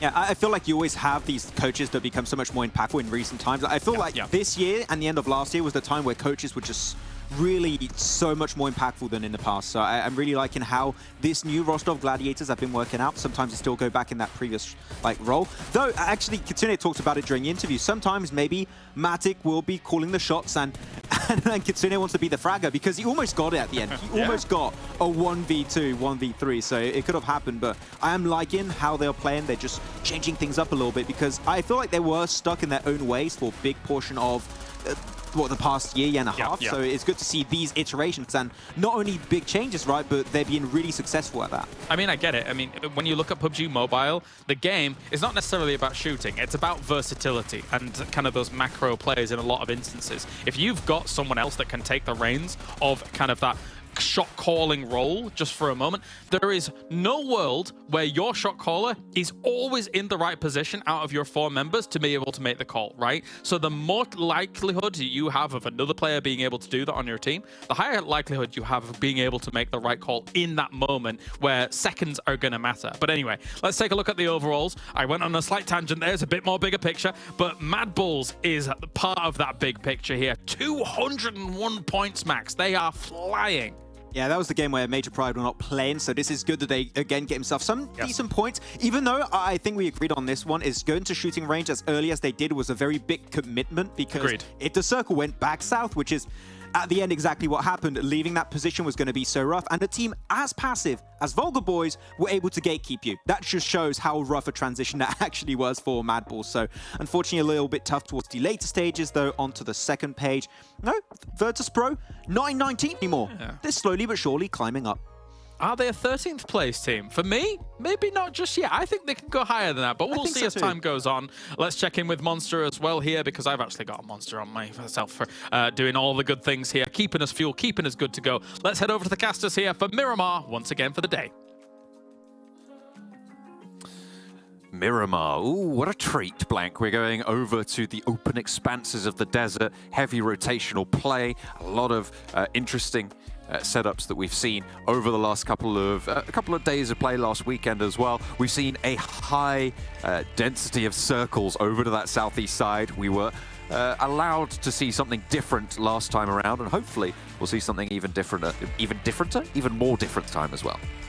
Yeah, I think MADBULLS have really staked their claim right now on Miramar. They're so good at this map. Their rotations are very clean. Coming from Porta East a lot of times is quite difficult. You know, there's a lot of terrain that you have to remove and get through, but there's a lot of rotational paths you can take. You know, even up towards that north side, towards Impala, if it moves away, it's likely that at some point Nexus is going to start moving, because for Nexus, it's really important to get out of Impala early on when you get like a central circle or even a northwest circle, just because the terrain ahead of you is quite open. You don't want to get caught out in that position in like minute 10, because a lot of times you're just going to be held out on the edge. So for Porta ISO rotates, there's a lot of times where you can make some informed decisions of where teams will have already left from and then kind of thread the needle inwards, which is what MADBULLS is doing very well at the moment. You know, they're a bit of a slower team. It's a bit more of that tank gameplay where they start to get close towards end circles, then they really make some big explosions fly, which is always awesome to watch, because you know once they get to that end game, those treads will just be running over a lot of other teams, and it's terrifying to come up against. But again, there is some other teams that have done fairly well on this map. You know, Gladiators still able to get towards those end games quite frequently. Nexus also looking a little bit better, although did struggle on that previous Miramar versus Gladiators, who were able to assault their position, with even Tenshik playing a really nice off angle for the team of Alpha. And I think Alpha can go further as a team. Another team they're looking at here on Miramar, I think Reflect is the big powerhouse on their side. But yeah, I think overall teamwork for Alpha Team has always been an all-time high. Hopefully, though, we'll continue that trend. Currently, Just going near La Bendita right now, on the west side of things, north of Los Leones. The circle over to the middle of the map, just west of Picado, east of Monte Nuevo. MUERTE pretty happy about this. They've got a really nice chunk of land pretty much to themselves over near Monte Nuevo. No one really contesting for that. A little bit of an interspersed drop as well on the south side for Unicorns of Love and TUNA. They will try and extricate themselves from that one, I'm sure, as time goes on. Titan a little bit close by to SHOCKWAVE in the meantime. Potential for a little bit of a scuffle there. We know what Titan like to do early on. Hopefully they can stay as 4 this time around and have a little bit of better luck near San Martin, near that Hacienda position. Yeah, SPG really falling down the leaderboard at the moment for themselves. It's sad to see as well, because Valo, Victor, Snowix, all really, really good players. And I think they have put up some massive performance in the past with some really clutch moments, which you can also check out over on our social media page over at Esports PUBG MEU on Instagram, as well as YouTube at Esports PUBG MEU. Same place, same tag. Just make sure you go check them out for those clutch moments, which we know, as we said, SPG can put up, but at the moment they seem just a little bit disjointed. And I think that maybe week 2, after a little bit of like readjustments here and there, when we get into phase 2, they can start to figure things out, how they want to play these games, because they do get some central spots quite frequently, especially here on Miramar with San Martin and Hacienda del Patron. There's no real reason they shouldn't have at least some decent matches here on Miramar itself. A lot of forces the reposition from Purple, and Woodson dips around the side as well. Has got the shotgun of the micro-Uzi, so for close range, this isn't a terrible loadout, but not ideal. Doesn't have any body armor either, and the level 1 helmet will mean that those SMGs tagging that head will be devastating. Zero swings around wide. Woodson swaps over to the pump action on that window now. Needs to be careful, but just can't quite hold out. TUNA able to find Woodson early, and that close drop on the south coast blanket does come to a head with TUNA able to take the point, and I don't think Unicorns are really going to want to engage on this one again. There's no real point. You don't gain anything, and you're likely to lose quite a lot.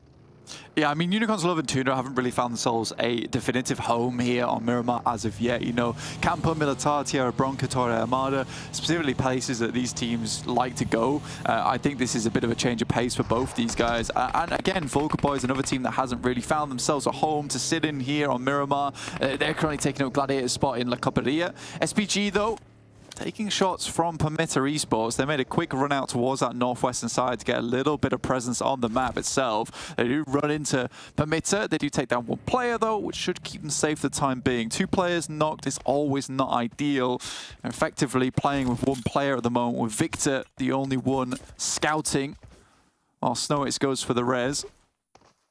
There's a lot of off angles being taken by PERMITTA right now as Folly has moved in from that south side. Potential to just try and close this fight down. The res not quite happening on both of them just yet. 2 players needing to get back up as they do get that enacted and immediately get into the vehicles. They're going to allow them to heal on the road and on the move.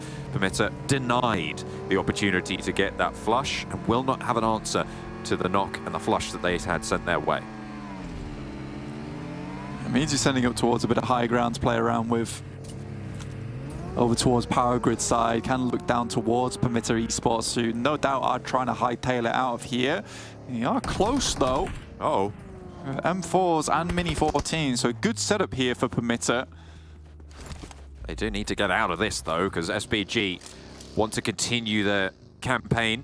Rogo playing close, not in the buggy, and a reposition comes through. Mixer left a little bit behind on this engagement, so PERMITTA need to be careful. Folly able to win out his trade, but needs to be even more wary of the position from the settlement on top of the hill. The compound there has sightlines in. Narvalo on the side, can't quite get the refrag, does manage to get that knock, and Folly needs to step up, but he hasn't healed. He hasn't been able to get anything done there, and the res for SPG needs to come through to get them back to full force. Where is Folly? Where is Mixer, sorry, as he's rolling straight on up into the compound with Victor across the way, not really having a chance to have an impact on this fight, and Folly is not long for this one. You can try to flush out Snowix here. Potentially, nade's been sent over the top. Navallo will flush Rogo. No more information being gathered from that side on that player. Slowly but surely, Snowix is bleeding out though. Very low HP at the moment. Victor With a shotgun, easy pickings.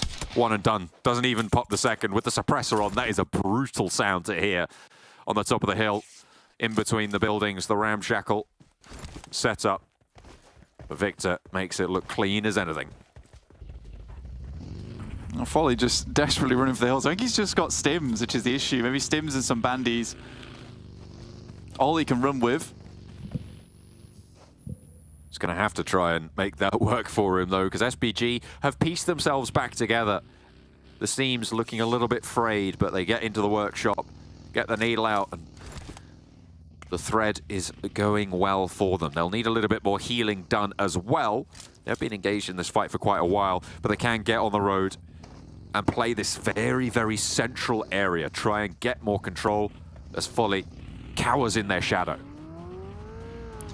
I mean, for SPG, either way, this is a strong spot for them. It wouldn't be remiss just to leave Folly alone and maybe look to maintain control around Power Grid itself. Quick replay from Maxa over towards TUNA. This was towards the beginning of the game. And Unicorns of Love now down towards Los Higos, and TUNA actually sending up towards Minas del Valle and Valle de Mar. So they actually have oversight, a bit of overwatch over towards Unicorns of Love as they move through the circle. Might be looking for that western rotate that we see fairly frequently. But MUERTE playing a big split right now. 2 players down towards the Nameless and Ladriera. 2 players up towards Monte Nuevo. So really trying to control a lot of the map right now. Maybe a bit too much of the map. They dropped in Monte Nuevo and have been on this split for quite a while. With this circle, they're definitely going to have to move, but they, yeah, I feel like this is too much. As soon as they saw a team, they look for this regroup and they'll look for their path in. Alpha already in a pretty solid position. They are playing with 4 as well. That hill to their west may be a little bit better for them, but they currently have that position near Graveyard that also has that strength to overlook the dangerous area that sits around them.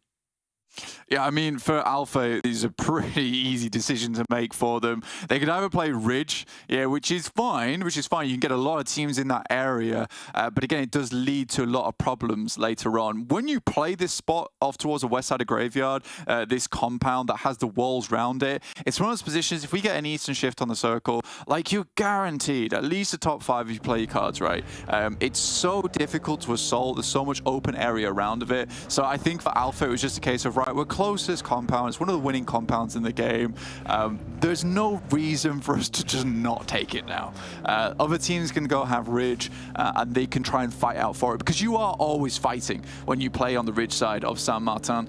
There's a huge amount of teams that can live in this area. There's the huts down towards the eastern side, just living down towards the lower end of the ridge. You've got up towards that north side where you control a lot of Hacienda del Patron as teams try and make their way in. That south side starting to get a little bit more packed as Titans moved up towards that Graveyard position. Major Pride regrouping on the edge of the circle. Dagestan are ahead of the MADBULLS, but behind the Titans, and Nexus are crunching in from the east side. A big pop-off about to go on near that south Graveyard position. Titans bite the first bullet. Yeah, again, it's just a case of Titans just losing players without much of a fight against them either. I think that's the biggest issue for Titans at the moment, is that it's not their team fighting that is an issue. It's purely a case of just losing these players here and there, being a bit careless on some of these spots.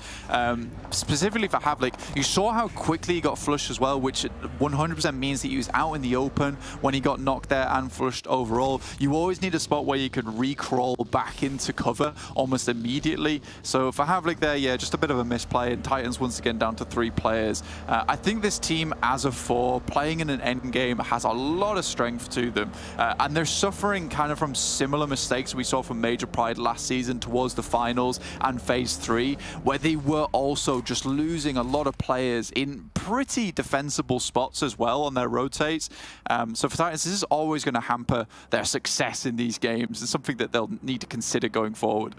We've given a lot of advice to Titan. Hopefully they are able to pick up on some of it. Hopefully they think it's useful, but it's it is difficult to see a team like this have have performance that doesn't quite match up to their prestige, despite the fact that they are still right towards the top of the tables, tied in third and fourth with MUERTE.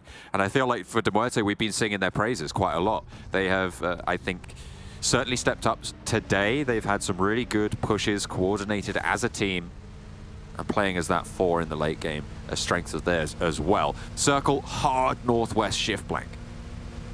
Yeah, this is not exactly how a lot of teams expected this game to go, actually. A lot of times we do see the ridge being the ending that we see majority of these circles head towards. Heading over towards the western side, though, very difficult. The plateau on the east, the power grid, horrible to play around. Can be very difficult for a lot of these teams towards the east to actually rotate through. The potential Hacienda del Patron finish towards that western side in San Martin itself, also crushingly difficult to play around. MUERTE, though, currently on our screens, taking shots over towards Unicorn to Love. And yeah, and I think we do have to sing the praises of MUERTE. I think the quick adjustments they made from last week, where, you know, even Max was talking about it a lot, and he went into good detail about it in terms of the splits were just a bit aggressive. Yes, they gave them a huge amount of angles, and there was thought behind them, but in this kind of caliber of lobby, you just still can't do that. They were playing like a pub stomp play style, but they've changed a lot of that. They're playing a lot more together, and I think the one huge thing that we need to consider is the fact that Malloy has really stepped in a big way, because Furia really was the dude that was putting in the majority of the work. Now Malloy being that second player for him is really helpful. A nice cut down on the cross there for Rolkis to hold out against MUERTE. We've been singing their praises, but they've still got a little bit more to do. It's just Rolkis for Unicorns 11. Milky Way has turned at the door. Malloy now needs to step up. This is his challenge. Has the nade in hand, but so does Rolkis. Drops it around the corner, looks pretty good, but Rolkis is repositioned already. Corker's there, looking for that res. A lot of players down already as Furia will be enveloped by the blue zone. Close enough to the edge to be safe for this res as Rolkis breaks out wide around the side. Malloy tries to suppress. Milky Way's back into the fight and Corker's there. They wanted to regroup fully to be allowed this opportunity. He will have spotted that hop through as well for Furia, and Malloy wants to put the pressure on. Rolkis finally goes down, but Furia was flushed. So mean. Yeah, he just pulls out the UMP, doesn't even bother with Malloy and just takes down Furia. Unfortunate. I think that the push would have gone very differently if they knew how low Rolkis was and the fact that he had no meds on side to do anything with. They would have just rushed him as 3 and then went for the refrag off the back of that, in which case Furia might have lived. It is fairly incredible, actually, that Rolkis catches Furia on the jump out to the side. Really good tracking on his part, so deserved that initial knock at least. Robs, once again, in an awkward position. Doran just rocks up and will also rock his world in the meantime with the DBS. Now just 2 players, Old Boy as well as Icy. A formidable duo coming in from Africa, now representing EU. Another drip drab depletion on the player count for Titans. 2 of them now remaining. Nexus moving back in to try and claim their territory over on the east side, but there is a lot of teams waiting in the wings. VIRTUS.PRO, we saw them be a little bit chaotic in those final circles in the previous match, but hopefully they'll be able to extricate themselves effectively. Icy still up for a fight though, as NEXUS rolls straight on in, and Old Boy's there on the ridgeline. Octavian goes down next, but with 3 players knocked, NEXUS can regroup. The zone just about to close. They need these reses fast. They need to get on the move. Yeah, I think Old Boy and IC gave NEXUS way more than they were hoping for, or at least bargained for in that instance. Really good shots. You can see why these guys did so unbelievably well over in Africa. I mean, Old Boy and IC just a disgusting duo when they're alive together, which is not very often, unfortunately. Elementrix, though, from VIRTUS.PRO, looking to hold out versus SHOCKWAVE, a team that is very aggressive throughout the entirety of this PMPL Fall split.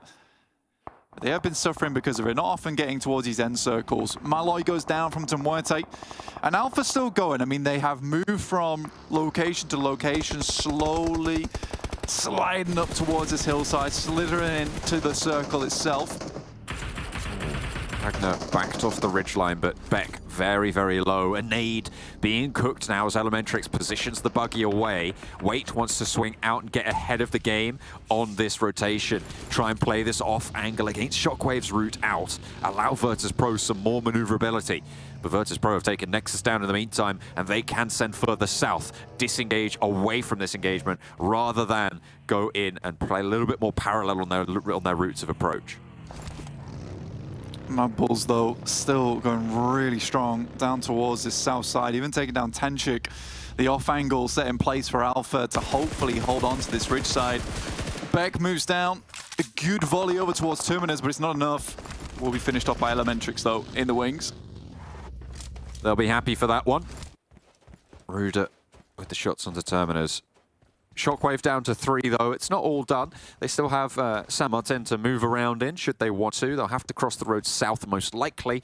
And that's where SPG will come into contact. The hillside that SPG currently occupy, really, really strong to cover that run out from San Martin. Really very difficult to play from there. And so unlikely that Shockwave are going to want to push in. But they might not have a choice. Yeah, I mean, for Shockwave, they're out of the engagement for now, right? That's the big thing. I'm curious why no one has taken the compound off towards the western side of Ridge. It's going to be extremely good for holding out teams that are pushing into the circle from this eastern side. And it's certainly a position that Alpha could take up. Right now, they do need to get the vehicles on hand. Regroup with Tenchik because he has cover there, and they can instantly send it over towards that western side. I do think that maybe a lot of teams consider that that compound is already held. It's a bit sparse in terms of the actual cover it gives you, but also so is the area around it. It's fairly barren. MUERTE tries to make a quick push in. They do lose a player, and it looks like it's now just up to Corker, and not even that, as TUNA will take him down. They are not going to have the easiest of times there. It's a difficult send, a last-ditch effort, and it will not pay out this time around. MADBULLS need to get around this cliff to be able to get further into this next circle. KASIK team, once again, they have a pretty solid spot on this high ground. The MADBULLS are close by. They can't quite climb up just yet. With the threats to their north, they can't make that move fully confidently. Major Pride, though, they take a knock, actually, from Obito of KASIK. No meat will be down. Effect and Dino left standing for Major Pride in a pretty solid position, but with the player count that they have and the threats to the southeast, it is weakened somewhat. Yeah, this is the spot I was talking about before. It's quite difficult to get into. I think taking the southwest approach, does open you up to massive sightlines from KASIK team. I think the team that could have done it best was Alpha. In the meantime, Aza versus VIRTUS.PRO, Elementrix trying to hold them off for the time being. Beck is knocked across the road. Aza up close is a real dangerous prospect now for VIRTUS.PRO.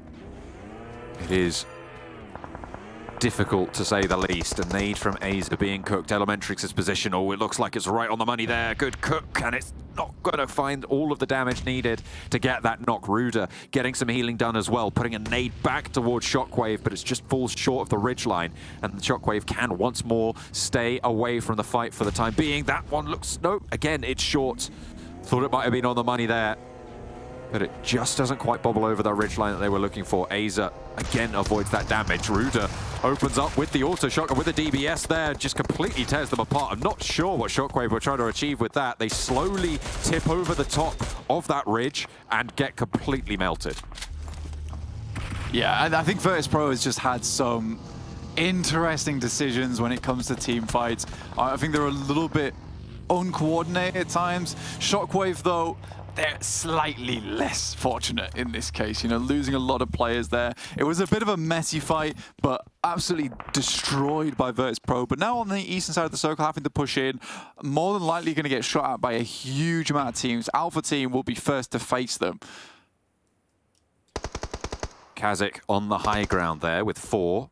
MADBULLS with keep, kind of the only thing that's slowing them rotating around. Alpha can potentially have an impact here, but they need to control specific sightlines to stop MADBULLS from moving, and it doesn't look like they're aware of their presence even. They will be now, though, as FleetK tags the backlines. Zashipa also looking to try and put pressure on the southeast side.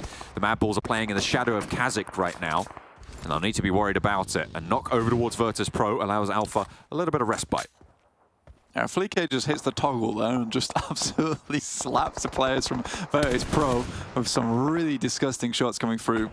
And this is what we assume would happen. If you're coming from this eastern side, it's so open. And there are so many teams that will always have position on this side of the map. It's a safe spot to play in for a long, long time. It gives you sight lines around. And a lot of times it's the Victor that comes out from here that does extremely good.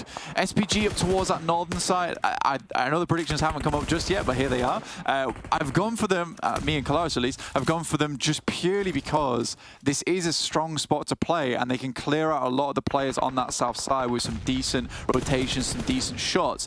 The only thing is I was very hesitant to actually predict them just with how they've been playing a lot. And I wonder if they will make a lot of the smart rotates and smart decisions from here on out because they have a strong spot to win this game from. I went for MADBULLS. I thought, you know, KASIK team, they dropped the ball on the previous Miramar, holding from the high ground. This time around, they aren't going to let MADBULLS go completely, but still not going to stop them from moving a little bit closer to Alpha. I felt like Alpha weren't going to be able to hold up to their sweep, especially with the threats they had to their north. And that's where I felt that MADBULLS could find their way in, but it looks like they might be suffering a little bit as they're forced further down the hill as KASIK descend from their high ground and push them into a difficult situation. Yeah, I mean, the position that MADBULLS in right now, it's so difficult to leave this spot. For MADBULLS, they have to absolutely win every single gunfight. And the thing is, with pushing up towards KASIK's position, is they just have a really good little bit of high ground to shoot down towards them. Even if MADBULLS did win all of their gunfights here, crossing over towards the open ground on the western side is also sort of a death sentence for them. Unicorn goes down, and that's KASIK down to actually just one after another knock from the MADBULLS sent over towards Unicorn. Zerich can move up now as Ingush is the last to stand. Frozen moves forwards. The Sheep are on the high ground here, really elevated, and the backline is going to be anchored for MADBULLS. Tulika getting displaced though by Narvalo with excellent shots moving through. A good spray, but it's not going to quite find the knock. Frozen is down in the meantime, however. Can the MADBULLS survive? Can they weather the storm? I mean, this is what I was talking about as well, is that even though MADBULLS have practically won every single engagement and done incredibly well versus all the teams surrounding them, this is still such a difficult spot to move out from. There are so many sightlines towards your way, and even life gets harder. You can see KASIK now running along the ground that MADBULLS is going to have to break out over towards, and Major Pride have such good shots over towards them. Victor will be able to take down KASIK, and that actually allows MADBULLS a little bit more breathing room. This southwest side will not be easy, and Victor lining up plenty of MADBULLS here. Zerich now the last to stand and actually taking damage already. Frozen going to bleed out now. Tulika may be able to get rezzed on up, but SPG do not desire to leave this position. Unfortunately, they might not have a choice. Narvalo getting sprayed down, and Zerich gets the flush here. Snowix doesn't want to continue to challenge this angle. Is in the next zone. Tulika wants to crawl up towards Zerich. Yeah, for SPG, they just kind of need to come down here and cause casualties. You know, break a couple of bones on this side of the ridge side. But I do think that Narvalo went a little slightly too aggressive here. I like that Snowix remained behind, but this is the whole point of Snowix remaining behind, is that 3 people go down, they take some shots, they don't do a huge amount of damage, they just cripple the teams coming up from the ridge side, and then they can return over towards Snowix side. There's still potential for SPG to win this game, but losing Narvalo really does hurt their chances. Tuna, though, Obito, does do a lot of damage, but not quite enough here as Nameless find themselves in one of the ditches. Very nadeable though. I know she knows exactly where he needs to place that nade. He's going to keep that bombardment going through. Zerich does get knocked in the meantime, but it is the Nameless eating most of the damage right now. The MADBULLS bonked down to 1. Zashipa does fall. I think they lost a player to the Snake in the car there. The Nameless are going to be able to piece 3 players together. Yeah, most teams really suffering on members. I mean, it's just horrible terrain to play in. VULGAR boys have been on this western side for a long time. Remember, they came down from the northwest and La Cobreria. Probably one of the only teams that play up in that position. PERMITTA Esports are also around this spot, but taken down very early by SPG, clearing out a huge amount of this space. Laos does find effect, though, from Major Pride. A really solid pickup brings Major Pride down to 2 players. Tulika may be visible as soon as Dino crests this ridgeline. If he stands up to shoot, though, I think SPG might have something to say about it. Has he spotted it? I don't think he has. Gonna have to go for the run here. Doesn't have the weapon out. Hits the deck to draw. And there's SBG, keeping Tulika safe for just a little bit longer, just a moment, but Dino has the nade. Wants to put it over to the last player from MADBULLS. You could see the open ground that sits in front of us. The Nameless actually in a solid position until the nades can find their way in, but VULGAR boys being so close is going to allow them that opportunity. Major Pride just have to go for a Hail Mary here over towards the ditch itself, and the Nameless might be picking themselves up a couple more eliminations, and Major Pride get immediately dispatched. Will be out of the mix. The Crater not playing well for anyone but the Nameless, and it's not going to play well for them either as Tresley opens up for 2 and dunks down the third. 3 points. What a launch there. VULGAR boys playing as 4. They're being a little bit more proactive here, Blank. Yeah, I mean, one of those spots, it's just very easy to nade it out, right? You know teams are in there, you just take the nades out and you start tossing them. VULGAR boys currently have the circle to themselves, really haven't done too much from that west side, but clearing out the teams inside that valley has been fairly decent. The fact they're able to get Tresley back up on his feet as well from earlier is very strong. Foopsman takes himself a nice side angle here over towards SBG, potentially the difference maker. Could be a thorn in the side, but VULGAR boys have control. Foopsman for this roster has been so powerful. And look at that, they're just not wasting any time. They'll tag on the damage and force SBG to get that one done for them. 2 teams remaining, 3 players for SBG, 4 for VULGAR boys, and SBG on the outside.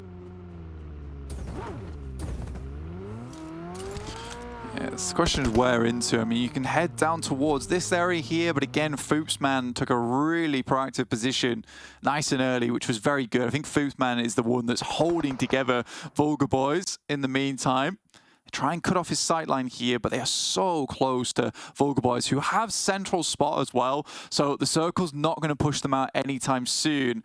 And SPG is going to have to go out into open ground. Very difficult to work around with. It's just establishing that position now. Slowly crawling and creeping his way into the backlines of SBG, denying them the opportunity to go for that off-angle flank and forcing them to linearize, which lines up those sprays. They know exactly where they are. They have surrounded them now. They've taken the ground they needed to, and this is what you want to see. Foopsman stopping any funny business. Pylas wants to put the nade onto the mark, but won't quite be there. Victor closest to danger right now. And behind the rock, the nade should be able to find it. Just a little bit short, bounces off the side. So they're going to be forced in. The blue zone starts to close. Blank Victor into the vehicle. Snowix underneath as well. They want to break wide. Can they find Foopsman? He's backed off. It's going to be difficult for them to get back up onto that position, so SPG currently trying to send down towards that north side underneath the hill. Nice shot, though. That's huge onto Foopsman. That's a massive opening. Einaus finds Pylaus, and this is a big fumble coming through from the VULGAR boys. That is absolutely huge. Dakim now looking for a nade answer. 2 players down for VULGAR boys. They let it slip. They allowed SPG to manipulate the circle. And now Tresley wants to put the nade towards the backline. A lot of damage found, and nearly with the backup from Dakimi. Victor and Snowix on the ridgeline. And Inno wants the shot, but Tresley gets across nicely. Dakimi not so lucky, and now SBG wrestle this one back into control. Just Tresley there. There's the MG3 in hand, a deadly weapon at this range. But he needs to land the shots, and he needs to land them now. Into the blue he goes, hits the deck, should just bleed out here. Victor picks up the point for 1, won't be getting the second, but SBG able to claim it from the high ground they had south of San Martin. They leave the compound, and they sweep across the hillsides. Yeah, I mean, Foopsman, it was very difficult for him. I think that, yes, it's a nice spot, but SBG have to push into him. And the fact that he couldn't really peek around that corner without potentially falling down and then just being like, oh, hi, guys. It's me. Can you let me go back to my team now? That's not how it works. So I think SBG, you know, for Einaus jumping around the corner with that DPS, getting that first initial knock, removes Foopsman. The rest of VULGAR boys now are in a trouble spot because SPG can now move a little bit further into the circle. So great decision making towards the end there. And that's what we wanted to see from SPG for a long, long time. And we just haven't seen it yet. I'm looking a little bit too pixelated for me, Blank. SPG, take the chicken dinner, went over to some cleaner cameras, James and Max. And the French prove that they're able to win victories, win games here for the man himself, Max Man, the French man. What do you think about that, Mr. French? I feel like that is a good French chicken dinner. Yes, I love that. It's a coq au vin, is how you're going to say it. And yes. Yes, really good meal. And also really good chicken dinner. Though, VULGAR boys, a little bit too passive, fair to say. From time to time, they had a good position. Foopsman was going for a nice angle. I really enjoyed it, Kalash, trying to wrap around the rock, get that nice little backstab. And he just retreats and then enables the entirety of SPG to wrap north around the rock and then get multiple angles to then eliminate Foopsman. Then they have full control to exert pressure on the lobby. So good on SPG, but again, VULGAR boys missing out on an opportunity to get a win. Yep, there's 21 points going the way of SPG. And as you say, for VULGAR boys, I feel like there was makings of a victory. As you say, with that wraparound, maybe if you just commit to it, even if you trade off 1-for-1 with the man advantage, you're probably going to be sitting pretty. But yeah, not to be the case. 12 points go their way. Another 12 points for MADBULLS though, Max. Yeah, and as Blank mentioned during that game, before having to climb up the hills, they were doing extremely well. But that hill climb for them against teams from all angles. You had Dagestan, you had KASIK team, you had even Alpha Team North at some positions that were really just causing so many issues for MADBULLS, slowing down their rotate.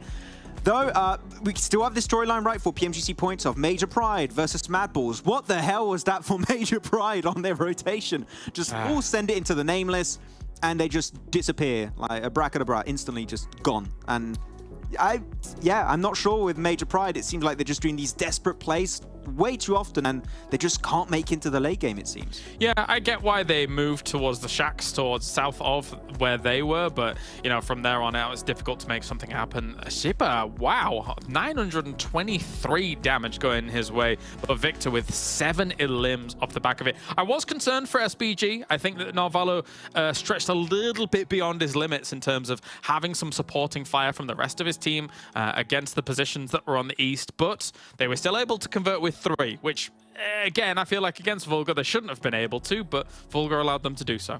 Yeah, I do understand why you and Blank did predict for SPG, because a lot of the time in this game, it was just such a good position.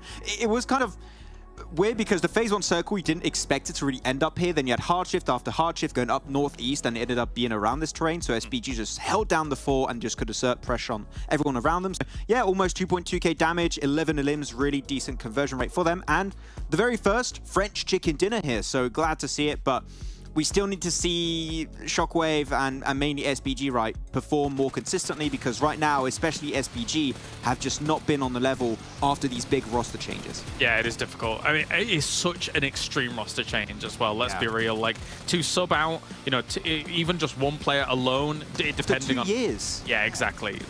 Never mind the idea of like having to swap out 2 or having to change in-game leader. These are massive differences. As we take a look at the highlights here, and for all these teams trying to scramble out of San Martin, I mean, you just don't want to be in San Martin in a circle like this. It's difficult to even get out of there because of the verticality of that cliff that you would need to try and scale. So you've got to go around the west or the east side of it anyway, and then going up against the teams that are on the high ground is very difficult. Yeah, everyone was just dodging San Martin like the plague. You knew that if you got into that position, you were just never going to be able to climb up that hilltop, which one of the teams that was able to do it was VULGAR boys, but because there was no one really onto the west. There were 2 teams. You had VULGAR boys and you had the Nameless, which actually had a decent entry point, and west of Major Pride's compound, like the little shed compound, they could actually play a little ridge, which gave them a good line of defense and good visibility on everyone around them. But then transitioning from that position north is just a flat terrain, which makes you vulnerable to teams like VULGAR boys and SPG. So leaving that spot was always going to be tough. It's why I almost went actually for either the VULGAR boys or the Nameless when making the predictions, because the west was so open for them compared to everybody trying to move in from the east. But let's take a look at how everything is broken down throughout the day. And as we see here, the back-to-back chicken dinner from MADBULLS set them apart yet again, and they're still able to get double digits in other games. But we started the day off nicely with a Gladiators victory. They're very good at getting the first victory of days. Yeah, they love just kicking off the day with a win on the series of 3 days. So good on them. Of course, the MADBULLS back-to-back chicken dinner is massive because we are still not seeing Major Pride. So that means that Miramar, Sanhok, those 2 chicken dinners, massive, increasing their point lead in PMGC points. Though, I am glad that we do get ourselves a Dagestan 77 win, because even though it's not like the most confident win of a team, I feel like they had opportunities in the first 3 days to get one. So it's good to see them actually convert in a chicken dinner. I think we're shy of upsets today, really. If you think about Gladiators, great team, they're going to be winning. MADBULLS getting so many wins. Dagestan had a great spot for their circle. And likewise, SBG, apart from the fact that VULGAR Boys was not able to convert in this last game, SBG also had a great position in this circle. So, yeah, I think actually the biggest upset I can think of is probably the first MADBULLS win, where they're so kind of edge heavy on that south side of Miramar and able to win off of the back of that. That ridiculously, that's my biggest upset of the day. But yeah, I think one of my biggest upsets is KASIK team not winning that Miramar. But no, yeah, that's 1 point. Oh, maybe. All right, let's think about MVP of the day. Who are you thinking, Max? Oh, I think with the 2 wins and the survival time, I'm thinking TUNA of MADBULLS would be a good pick. He was doing really good, so yeah. I am not going to pick the same name as you. I'm going to go with Malloy from MUERTE. He is from MUERTE, yeah. Yeah, no, we're both Zerich. What? I want to load the stats real quick. How close is it?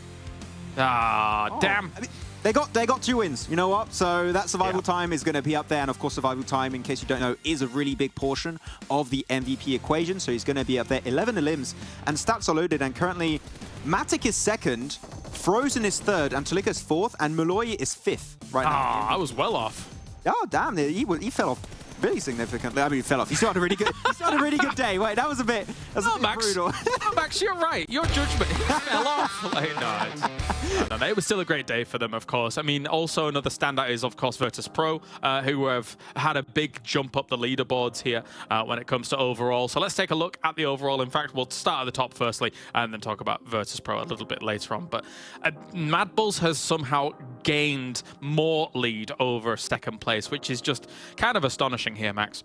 And the fact that they've done it in quote-unquote only 16 games to have a lead already of this amount versus teams like Gladiators, like big hitters on the international stage is so impressive. So, I mean, MADBULLS, they were consistent back in spring. They're consistent here once more.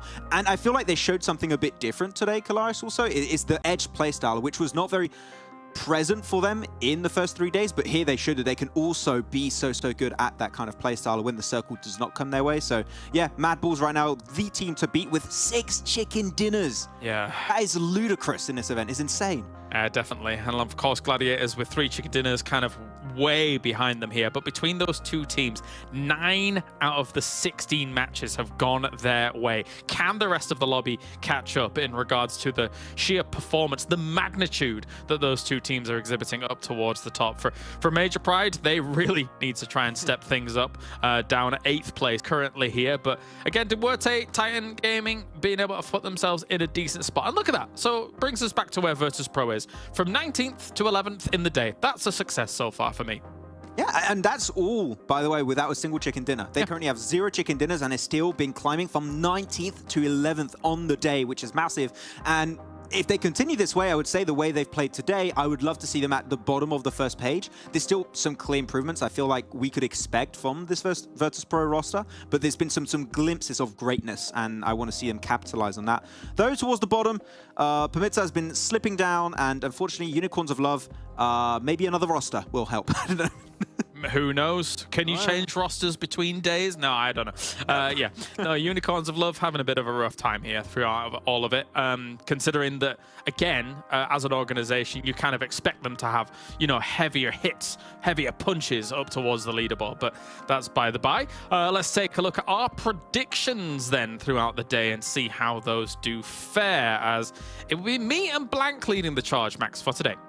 Not too shabby. I mean, that SBG win, I was like, no, I didn't expect it to happen, but it did because against VULGAR Boys and Futsman gave the rock. But yeah, I mean, prediction side, John, deal with it. There you go. We see you, John, predicting late, okay? We know. We see it happening. It's the usual. It's the usual. We've got, of course, Monster joining us. A huge thank you to them here for the PMPL Fall EU, as they have been awesome. I had myself the Lewis Hamilton earlier. It's gone now because I've thrown it in the bin. I've drank it all. But it is very tasty. You should grab one, Max, and check it out yourself. It'd be good. If it's got a sugar-free version, I'm down because that's the best. It is sugar-free.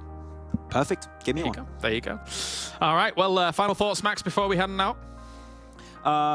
Eliminate MADBULLS. No, just don't. I don't know where else to go with this one. They're the team to beat. I would like to see it. I want the PMGC rankings to be close. I want to see Gladiators popping off, and I want to see Major Pride doing something, because Effect had an excuse. Well, they had an excuse of Effect not playing. He is playing. They're still not doing good, so they need to like sort things out. It's not working. Well, that's that. We'll see how it all wraps up tomorrow, of course. Here, MADBULLS put themselves in an absolute fantastic position for PMPL Fall EU, and we'll see if anybody can catch up. If anybody's going to do it, I guess it will be a team like Gladiators, considering they could have even had more wins on the board here today than just one, but that is that. All right, well, thank you very much, Max. Thank you to everybody tuning in around the world. That does it for us here today. We'll see you tomorrow for more PMPL action.